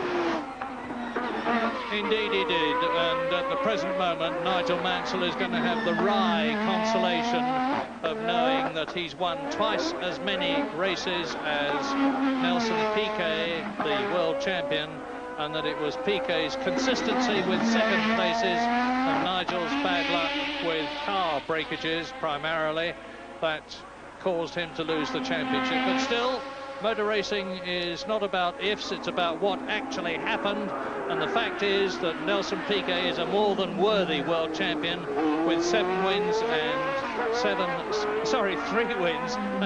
2nd places. And now we're really in the closing stages. 6 laps to go, including the one that they are on in this 82-lap race. You look at Riccardo Patrese, who is in 4th position. Gerhard Berger now is increasing the gap lap by lap. Ayrton Senna got pretty close to him, but then Berger, and there he is, completing his 76th lap. So he's got 5 laps to go now, and he's really in a commanding position, because he will know that with a 16-second gap between himself and Nelson Piquet, he can just take things that little easier, in fact much easier now. That's Nelson Piquet out of the race with Patrick Head, the Williams designer, on the right of Piquet as you look at him. And Berger will be really pleased now. Here he is, because the gap is now 18 seconds as they went past me to complete their 76th lap. I took the gap and it was 18 seconds. So Ferrari, subject to Berger staying where he is for the next 5 laps, are going to finish 1987 on the most monumental and well-deserved high. They've taken a lot of stick, especially from the media in Italy, who are not at all merciful if Italian teams and drivers are not doing well. But commendatory Enzo Ferrari, the great 89-year-old patriarch who founded the Ferrari team and still masterminds it from his study at Maranello, have soldiered quietly on. The engine men have worked at improving the engine. They produced a new V6 turbo engine this year, and it was much, much better. They patiently worked away at that, and now the power is not only right, but the fuel efficiency is right, and as confirmation of that, I will tell you that Senna has really wound things back, because now Berger is pulling away at the rate of 2 seconds a lap. He is 20 seconds ahead of Ayrton Senna in this powerful, fuel-efficient, superb handling Ferrari. It's going to be 2 wins from the last 2 races of 1987 for Ferrari as he comes up to lap the Lola. Yes, I think the work that John Barnard's put in took longer than people expected to pay off, but and people were beginning to worry. There was a time in the middle of the season, or just before, halfway through, when Barnard was beginning to get a fair bit of criticism in Italy, but finally he has answered it, and somebody is off. There's a big bang down there. That looks like Marina. It's Patrese. It is Riccardo Patrese, and he was in 4th position. So that means to say that Jonathan Palmer moves up. Patrese is not going to finish well in his first drive for Williams. He was in 4th position, and on the 77th lap he has gone out and sadly walks back to the pits, cheated of that World Championship points finishing place that he was going to achieve in his first drive for Williams. So now, on the 79th lap in this 82-lap race, Gerhard Berger leads Ayrton Senna by over 20 seconds. Michele Alboreto is 3rd. Up to 4th comes Thierry Boutsen. Up to a magnificent 5th comes Jonathan Palmer. And the highest that Palmer has finished so far this year is 5th, where he was in both Monaco and Germany. And into 6th position, an amazing 6th position, comes Yannick Dalmas in the 3.5-litre Lola. And as I say that, there he is, Yannick Dalmas, the second of these 2 cars, with Gerhard Berger in front of him, coming round to complete his 79th lap very shortly as he goes round Paddock Turn into the Victoria Park racecourse section, down to Foster's Hairpin, first gear and 75 miles an hour to go into the start and finish straight and over the line now. He's got 3 laps. He's got the 80th, the 81st and the 82nd lap to go. So there is only something like 7.5 miles or so between Gerhard Berger and a famous back-to-back second Ferrari victory in 2 races. Japan and then Australia. What a marvellous finish from the Maranello concern. And Ayrton Senna is now 23 seconds behind. And things are definitely set. Subject to something mechanical happening to Gerhard Berger's Ferrari, which looks more than unlikely at this stage of the race with only 2 full laps to go. It's going to be Ferrari first, Lotus Honda second, Alboreto third, and the season finishing on a truly sour note for the Honda people who have dominated Grand-Prix racing through the Williams and Lotus teams this year, but who failed significantly in Japan to do anything notable by their high standards. Because there is Senna, the highest Honda-powered driver at the present moment, indeed the only Honda-powered driver, with Piquet out, Patrese out and Nakajima out a long time ago. Lap 81, Berger leads by 26 seconds, and he leads this man, Ayrton Senna. He's certainly not going to be second in the championship, because even if they tie on points, it will be Nigel Mansell's position by virtue of his superior, vastly superior wins record. He's won 3 times as many Grand Prix as Senna, who crosses the line to go into his 81st and penultimate lap, with Berger leading by nearly, not far off, half a minute now.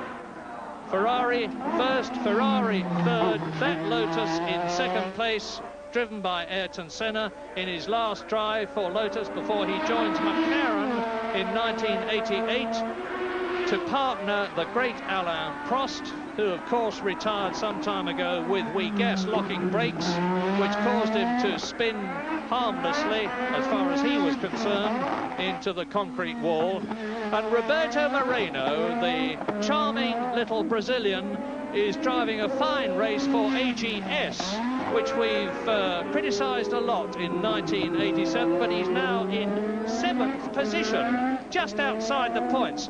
Wouldn't it be marvellous if AGS, as Berger starts his last lap? Gerhard Berger, let's go round with him, is on his last lap, a magnificent drive. Yes, indeed. It's all easy at the finish, but he really had to work hard for this win, and a tremendous finish to the season, really, for Ferrari, after a pretty sticky start with them.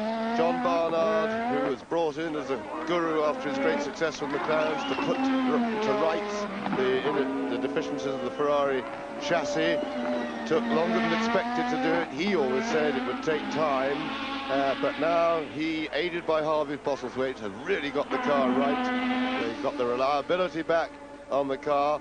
And Berger also has made amends, because he was in terrible trouble after throwing away the Portuguese Grand Prix, and then the very next weekend going off the road when in very strong position in the Spanish, filling the radiator with grass, which caused the engine to overheat and blow up. So, but he's come right back and won the last 2 races, and I should think Ferrari will go into hibernation for the winter in a much better mood all round. Yes, just 1 corner to go now, and Berger is into it. Glenn Dix is out. There he is with the checkered flag. Watch his technique, and watch the technique of Gerhard Berger, who, in spite of having a terrible practice with illness, has won for the 2nd time in 2 Grand Prix for Ferrari. The mechanics are obviously absolutely delighted at Ferrari's 93rd victory in World Championship Grand Prix racing, as Ayrton Senna, by his very rapid standards, coasts home into 2nd place.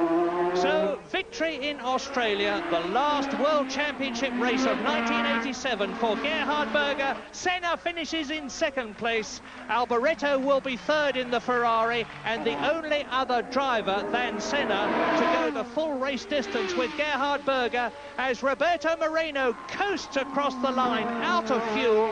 It's drama right down to the last knockings as you look at Alboreto. This is Ferrari's day.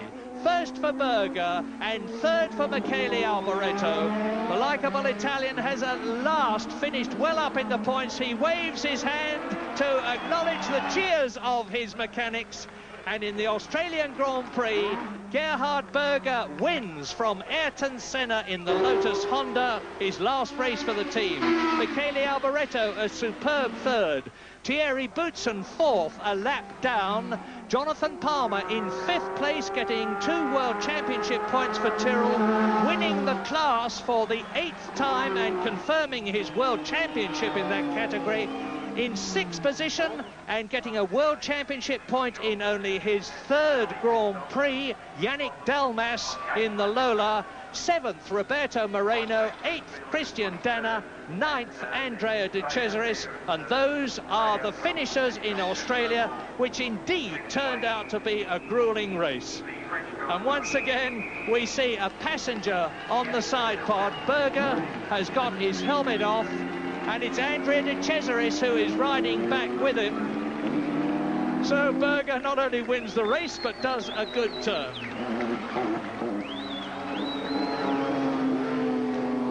The crowd here in Australia have seen an exciting, a dramatic, an interesting, and certainly a very, very satisfying Australian Grand Prix. The 3rd in this country, where Adelaide fought for the Grand Prix and in 1985 got it. Did an absolutely magnificent job with the course, the administration, the facilities, everything that a Grand Prix should be, and it's marvellous to be able to come here for the last race of the World Championship, and we hope it always will be the last race in the World Championship, because frankly going anywhere else would be anticlimactic for those of us who are fortunate enough to be able to go to all of them. Adelaide has been alive today. Adelaide in particular and Australia in general have done a superb job for the third year in succession. And the crowd is showing how much they love it by invading the course at the end of the 1987 Australian Grand Prix, a famous victory for Gerhard Berger of Austria and Ferrari of Italy. And down there in the Ferrari pit, and good luck to him, is Darrell Eastlake. Well, thank you, Murray. We're very, very happy to be here. And I tell you what, the Ferrari mechanics have been waving and shouting and hugging each other. They're just coming back into the pit area now, clearing up the bits and pieces. But as their two drivers came past, there was an almighty cheer and plenty happening. And we have from Ferrari here, Alan, some great scenes. Fantastic. We have Marco Piccinini, team manager for Ferrari. Marco, you must be very, very happy. I think it was a good reward for all the works by the team, the mechanics, the engineers and the drivers overall. Both drivers made a very nice race, very strong race. Gerhard in particular, and I think the results of the race and the development of the race speaks by himself for what our people have done. Congratulations, fantastic effort. Well, that was certainly a fantastic effort by Gerhard Berger as well. It's been a long time between drinks for Ferrari, and they've come good right at the end of the season and cleaned right up. Darrell, back to you. Thanks, Alan. Well, there it is. Plenty of jubilation down here, Murray, and Ferrari will celebrate with the very big Italian community that live here in Adelaide. But right now, it's back to you. Thanks, Darrell. Yes, there are the flying Ferrari flags, and right around Australia, Italians will be going absolutely berserk. Right around the world, they will, of course. They got up very early on Sunday morning back home to see this race, and what a race it's been for them, with Gerhard Berger, the lanky Austrian, coming out and putting him back-to-back. This is his third Grand Prix. You might recall he won the second last race last year in Mexico. He came out in Japan the other week and led all the way in that one. And he came out today, and after that first lap when Piquet catapulted past him off the grid, he took charge, and from that point led all the way. It's been a great race, Ian, and have a look at those Ferrari. Have a look. Oh, we can't stand Murray Walker, but by gee, they can stand those scarlet red Ferraris. Just think what it's going to be like back at the hotel tonight, Michael. Those mechanics will have all the firecrackers in the world backfiring. Yes, and you can imagine how the Italians around the world must feel seeing that proud side of theirs. Two Ferrari drivers up there in those flashing, dashing red uniforms, and there they are. They're celebrating here in Adelaide. They're celebrating in Carlton. They're celebrating in Leichhardt. And they're celebrating all around the world. Yes, I'd like to see him drive a race when he's fully fit, Gerhard Berger. As you mentioned, he just got pipped at the start there by Nelson Piquet, but he virtually led all the way. It wasn't long before he took the lead back off Piquet and led all the way, and led pretty comfortably. So it was a magnificent drive, particularly for a man who is a bit ill. And some good old Italian music playing in the background there as the fans wave and cheer as their favourites. There's something about these Ferraris, even if you're not an Italian, which I'm not. There's something about them. As Murray said, they won 93 Grand Prix, and I guess whatever sport you follow, it's a bit like the one I like, the St George Rugby League team back in Sydney. When they're going well, things seem to be going well in rugby league football, and when the Ferraris are going well, it just seems to me that Grand Prix racing is that much the better for it. Certainly a beautiful looking machine. I think Murray at some stage or other during the week described it as the best looking Formula One car on the circuits at the moment, and I don't think you get much argument from anyone about that. A glorious looking car, although I guess at one stage there in the around about the 63rd, 64th, 65th lap, it was in a bit of strife. It seemed to be there was a lot of sparks flying, and when Jackie finds out what was exactly happening there, because he was losing a second or two, Gerhard Berger will bring it to you first. There's a proud man, the Premier of South Australia, presenting the trophies, John Bannon, and there's Ayrton Senna, who stuck on pretty grimly there. Michele Alboreto holding up his trophy and being patted on the back by his teammate Gerhard Berger, who's really gone past him, and he came in as the sort of sidekick to Alboreto, but he's the number one now.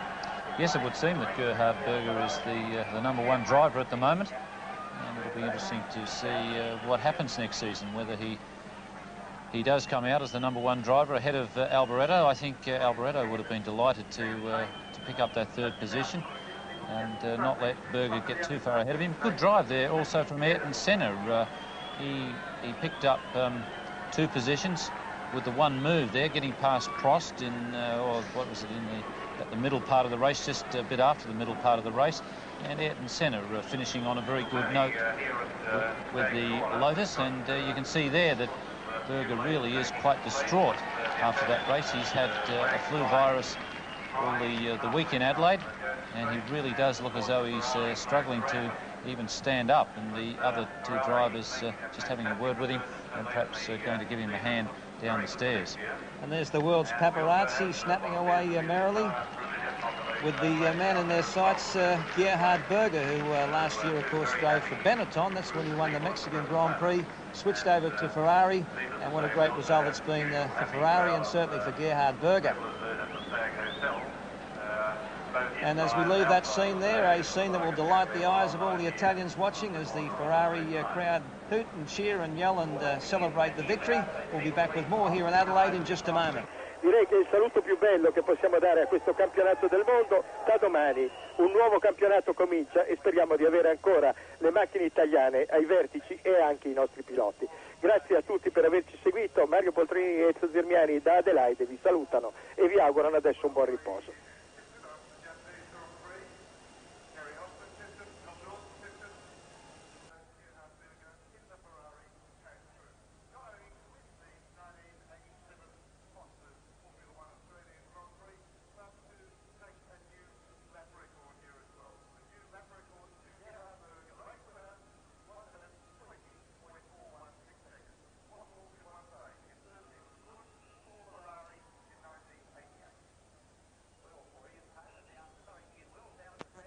Live here in Adelaide, that's the scene from our Channel 9 chopper after the running of the 3rd Australian Grand Prix, in which 26 started but only 10 managed to finish. Jackie Stewart is over there with the lucky 3 who finished 1st, 2nd and 3rd, Gerhard Berger, Ayrton Senna and Michele Alboreto. Well, I'm sitting here with 3 very tired but 3 very happy men, one a little happier than the others. What was it? It obviously is very tiring to you because you look exhausted, Gerhard. Well, it's the hardest race whatever they have done. Now, what about the illness beforehand? You were having a fever, you weren't feeling well. Did this affect you at all? Because obviously you were still quick. Yeah, I was not good the last 2 days, but today was all right. No problems today. Now, the big question was that we did think you had a problem, and Murray Walker nearly had a baby over the head of it, because at one time you were scraping down the main straight, sparks were flying, it looks like the car had dropped off on the right-hand side. What was it? Were you aware of anything going wrong? No, I think maybe the exhaust has a problem, because I had the last 2 laps some funny noises. But the car was okay.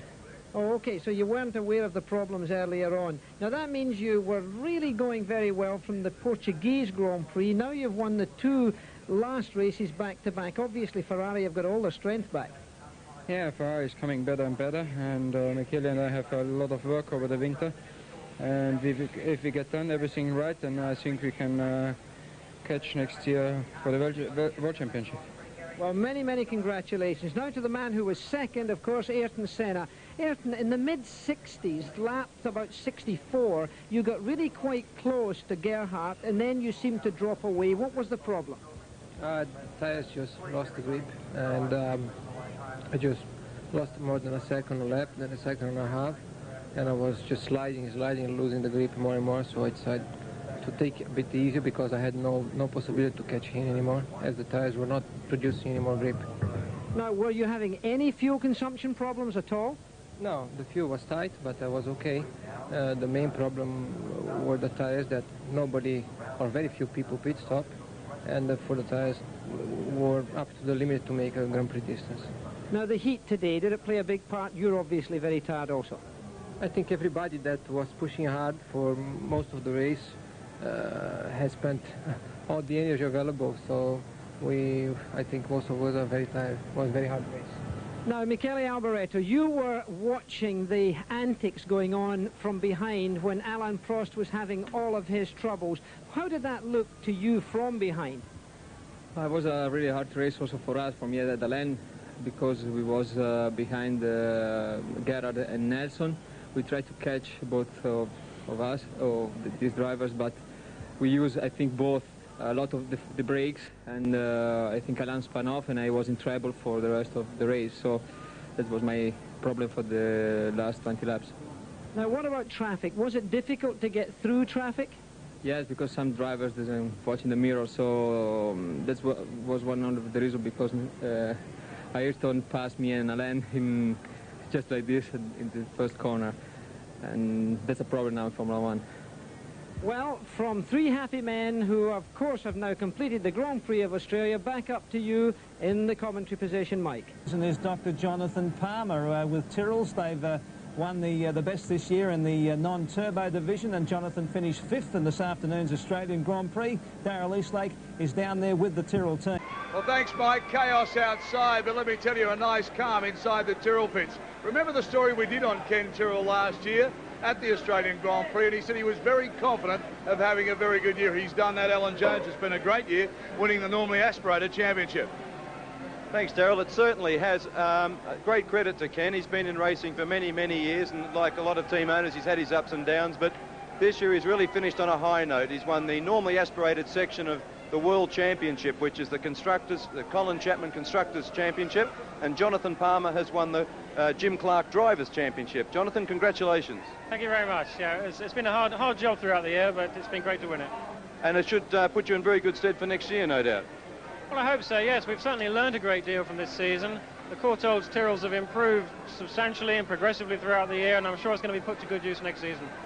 Thanks very much, Jonathan. Good on you. Ken, congratulations. Thanks, Adam. Looking forward to next year, no doubt. Yes, I must say that we're looking forward to getting to have similar horsepower to the turbos. This 350 horsepower disadvantage has been something of a pain all season. Yes, I know what you mean. I had it last year. But really, I think that it should make racing a lot closer too, don't you think? Oh yeah, I think the entire grid next year will be covered by 3 seconds instead of this year 8 or 9 seconds. I think it'll be much closer racing. Well, that's what it's all about. Once again, congratulations. Job well done, both of you. Thank you. Thanks. Daryl? Alan, I'm amazed at how quickly things start to pack up. If we can just take the camera around this way in the garage just slightly, you can see already the covers and the little travelling wheels are on the car, so it doesn't take long for everybody to get set up and start packing. We hope to be back with you a little later on this afternoon. We try to bring you the crazy auctions that take place here in Formula One. Mike, back to you. Good, and Daryl, a happy scene there with the Tyrrells. They've taken out the Colin Chapman Trophy for the best of the non-turbos, and Dr. Jonathan Palmer has taken out the Jimmy Clark Trophy for the best of the normally aspirated drivers. Here in Adelaide, we'll be back with more in just a moment. All the pollies down there, well, enjoying what's been a pretty fine afternoon here, an afternoon in which 123,000 fans turned out. And Ian, I'd scratch my head. I can't remember a bigger sports crowd anywhere in Australia. I'm sure, even if you go back, you never get a bigger one. It was around about 120,000 at the VFL Grand Final going back. I think you'd probably find it was in the 60s, but now the limit is around about 100,000, I think, for a VFL Grand Final. So this is certainly a very big event. And when you think of the difference in population between Melbourne and Adelaide, it's a pretty big difference. So to get 123, I think Mal Hemmeling said, 123,000 here at Adelaide, that's a fantastic performance. Yep, and there's quite a few of them down there. They all seem to be Italian at the moment. It's amazing how everybody's turned Italian here in the last 20 minutes, half an hour. I don't blame them. Have a look at them, the Ferrari boys. Interesting, Jane Phelan, just talking with Mick Young a moment ago. I was at the Italian Ball about the middle of this year, and Mick Young was the special guest at that Italian Ball. So I reckon he'll be extremely popular at the next one. He'll get an invite for sure.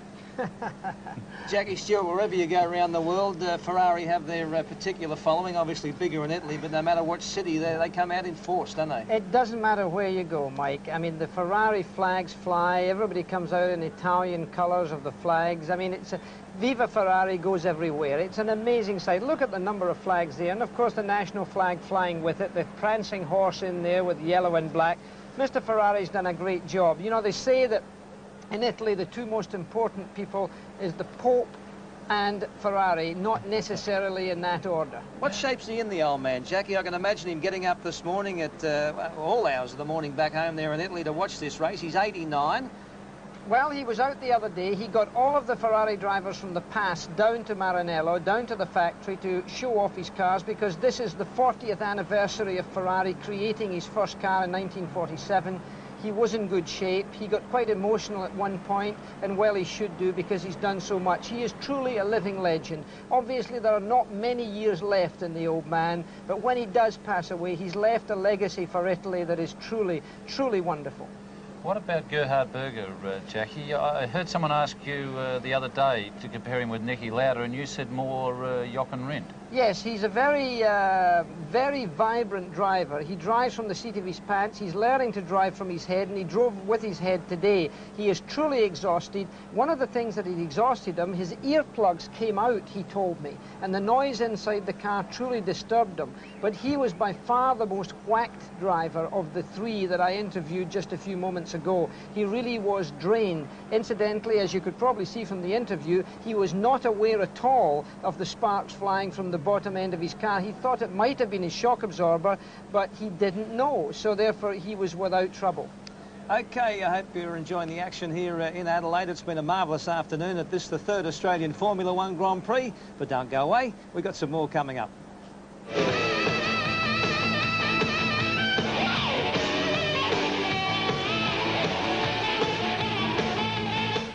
Absolute chaos down there in Pitt Straight here in Adelaide after the running of the third Australian Formula One Grand Prix, and some fellas who are going to be very much the wealthier in the next few minutes are going to be those Ferrari team boys, the mechanics, the boys who work on the Ferraris, because they have a lot of souvenirs they're going to sell to fanatical Ferrari enthusiasts. Darrell Eastlake is with them.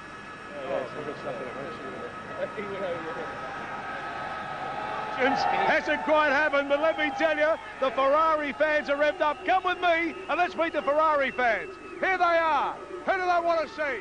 Who do they want to see?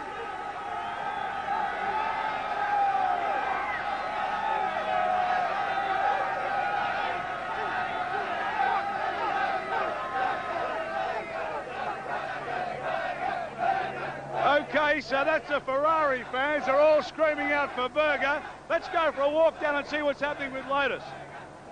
Lotus are the only crew at the moment that have been doing any of the auctioning, and for the last 2 years we've had some mass auctions. In fact, $27,000 was raised last year, and all of this money goes to the mechanics. Being the last Grand Prix of the year, they sell off all of the stuff that they don't want to take home. So let's come in here, and we've got Lotus selling. We'll just come and have a look at what they're doing. We've got some T-shirts going. $20 is the current price for it. $40 you want for that one? And we got a $40. Let me have a $30. We're at $30. We got a $30 here for the camel shirt. Now I'm starting to do the auction. What's going on here?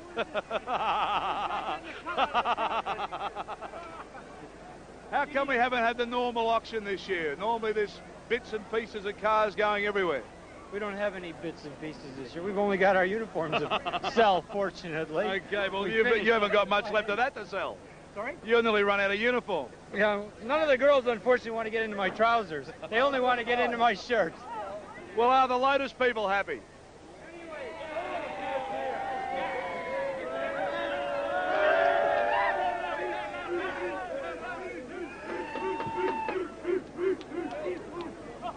So, Mike, it's very subdued down here on pit lane. We've always been amazed at the sort of money that changes hands and the sort of things that happen down here. But this year, a little bit different, a little bit quieter. But the Ferrari people are right into it. They're having a good time. Let's hope that they can get to see their hero, Gerhard Berger. In the meantime, we'll show you some pictures and it's back to you.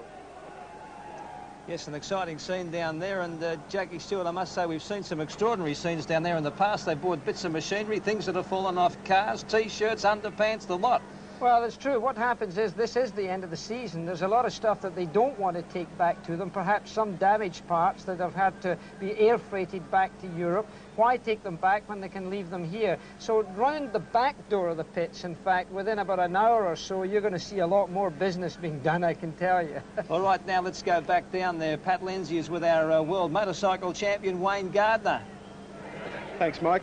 Wayne Gardner, motor champion, motor racing champion too. You've seen all this adulation, you've seen the excitement in your field. Does this still give you a bit of a charge coming out here too? Well, it certainly does. That's why I'm hanging on to this pole to hold me up for the day. No, I've had a brilliant day, and you can see the enthusiasm by all the people. It was a fantastic race, and I can see this sport getting bigger and bigger and stronger all the time.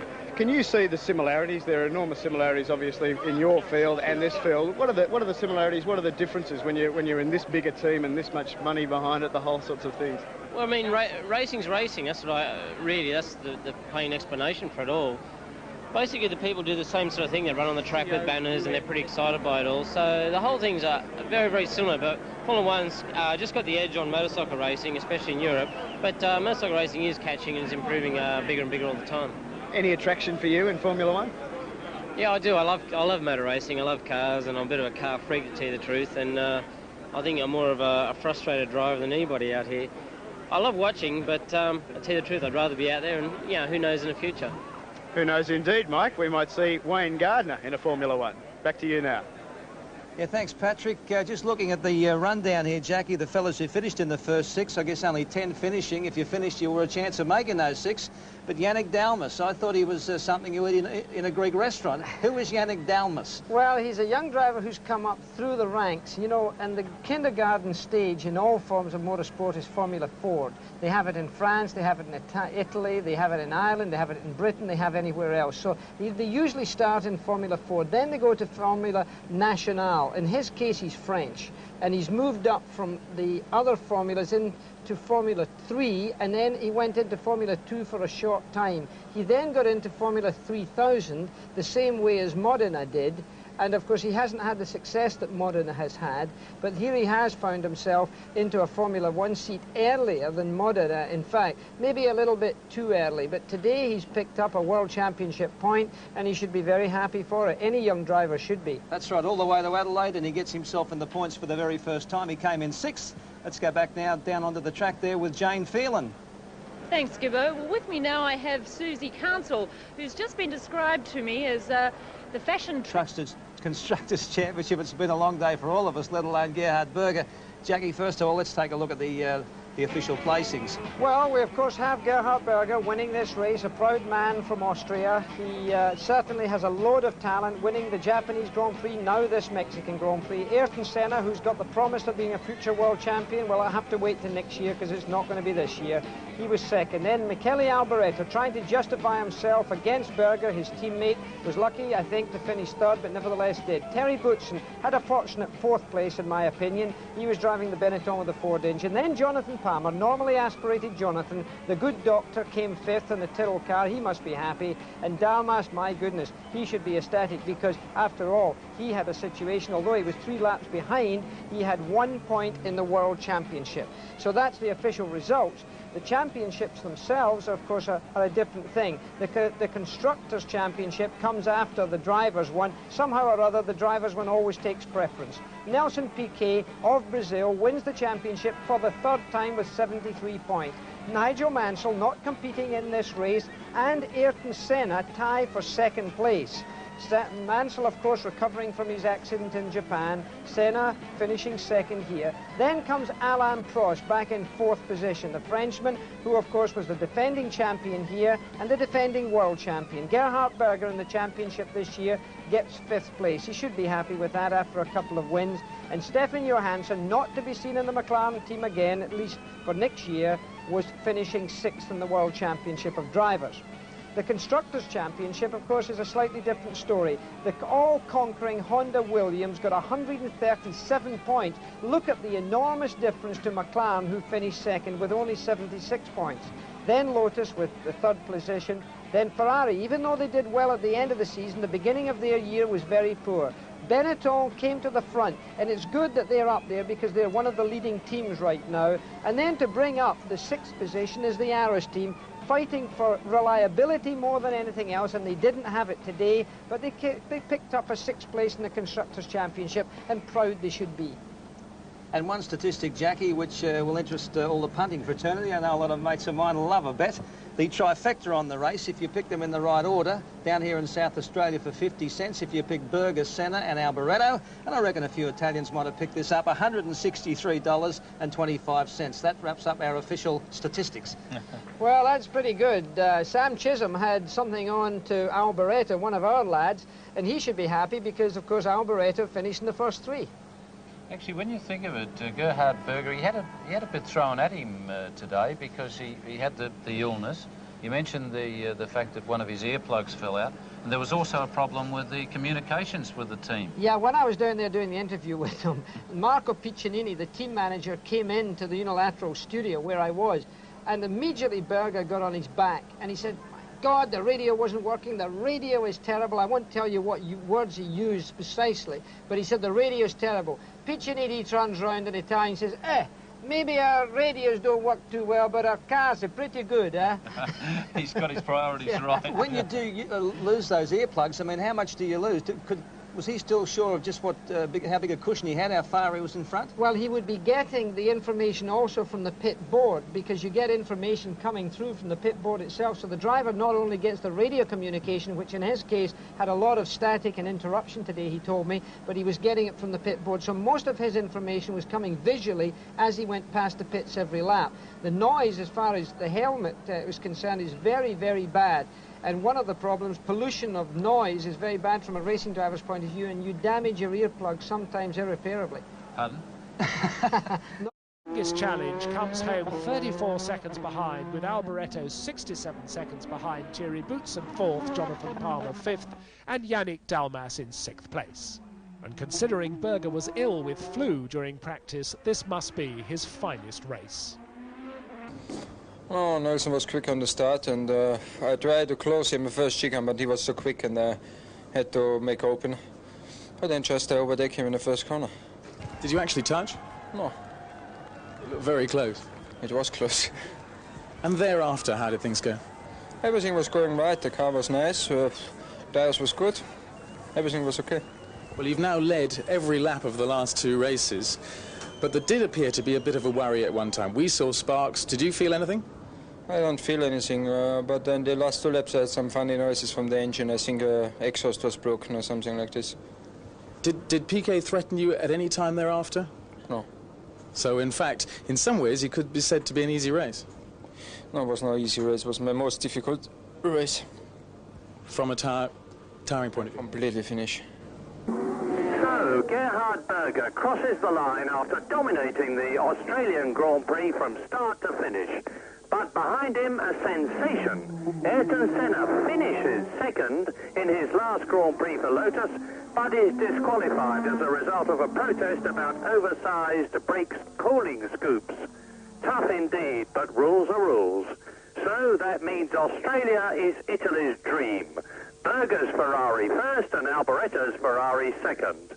Boutsen takes 3rd place, Palmer moves up to 4th, his highest of 1987, Dalmas now a superb 5th, and Roberto Moreno gains a single World Championship point for the enthusiastic little French AGS team. Well done indeed.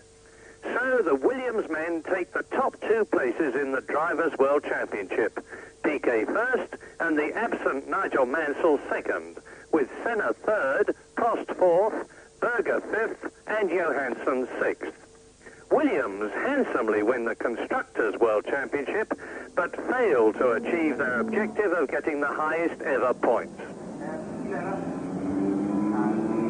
Gerhard, a magnificent 2-in-a-row win for you, but we thought you were in trouble. What were the sparks that were coming out from the back of the car? I'm not sure. Maybe I have a problem with the exhaust because the last 2 laps I had some funny noises on the engine. You had some funny feelings when you started the race. Were you well? Yes, today I was well. And you've proved it magnificently. Now, look forward to 1988. You're in a very good shape for that. Yeah, we will try hard over the winter to improve the car again. And then we try to catch the championship next year. Ayrton, you were catching Gerhard for a long time, and I suspected that you had fuel problems and turned the boost down. Was that the problem? No, you got it wrong. It was the tires. I think not doing a pit stop and pushing hard to catch him, I pushed too hard the tires and they gave up the grip. Therefore, I couldn't do anything else, so I started to drive a bit more safe because I couldn't catch him. Well, your last drive for Lotus Honda, but a Honda engine next year in McLaren, and you must obviously be looking forward to joining Alain Prost. Well, first of all, I'd like to thank Lotus for 3 years. We didn't get the championship, but we had a good time. And from now on, start to work with McLaren, and it's going to be a big challenge, a big project with Honda, McLaren Honda, and I'm very confident that it's going to be a good fight with Ferrari next year. I'm sure it is. Michele, at last it's come good for you after a long, long time. Did you have problems? Yes, because in the middle of the race was a very hard work for me and Alain, because we was behind Gerhard and Nelson. We tried to push very hard, and maybe we used a lot of the brakes, and it was a little bit in trouble for the end of the race. Well, congratulations to all three of you, and particularly to Ferrari. At last it's come good for you, and Grand Prix enthusiasts the world over rejoice. Thank you very much. Well, at the end of a magnificent 1987 season, I know that a lot of you in the past have enjoyed the musical highlights that we've shown you of the season's goings-on. And that's exactly what we're going to do now, to show you the best of 1987 as we look forward with you to a wonderful 1988 Grand Prix season.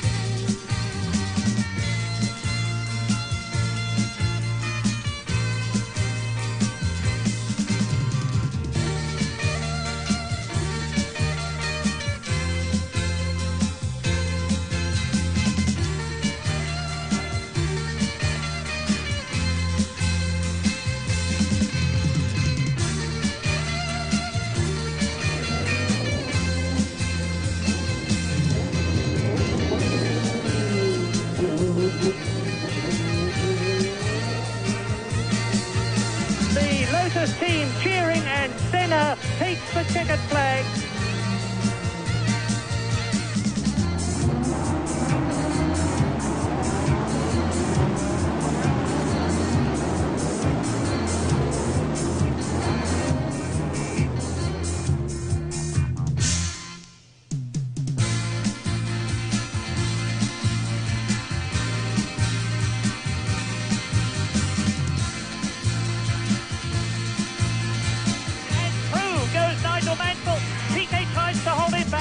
Lovely bit of driving. Nigel Mansell takes the lead.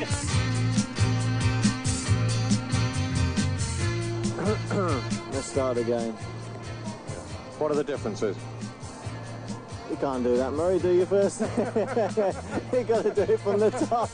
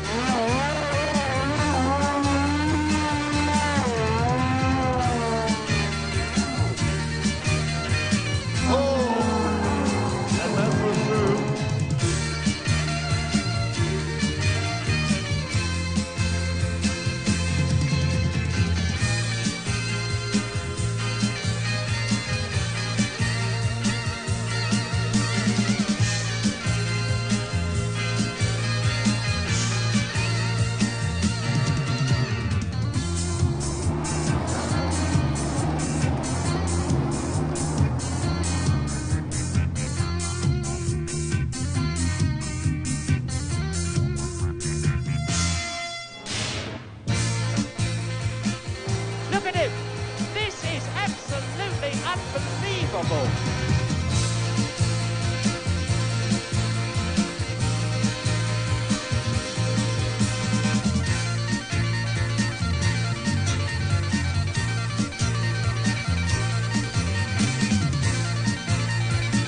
Right or wrong, here he is out of the last corner to win the Hungarian Grand Prix, his second Grand Prix victory in succession.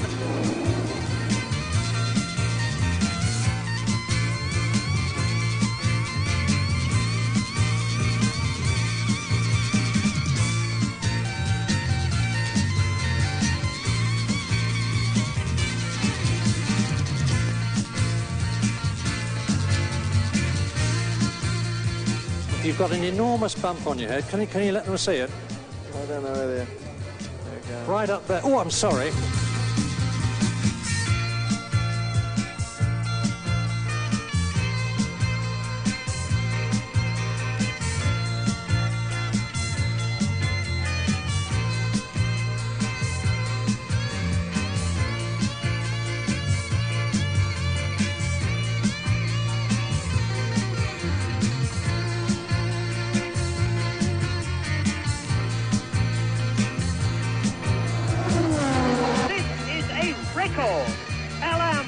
Wins his 28th Grand Prix, he knows it. Bernie, it's some 17 years since you bought McLaren. You've had some good times and you've had some bad times. What do you remember best? I don't remember buying McLaren.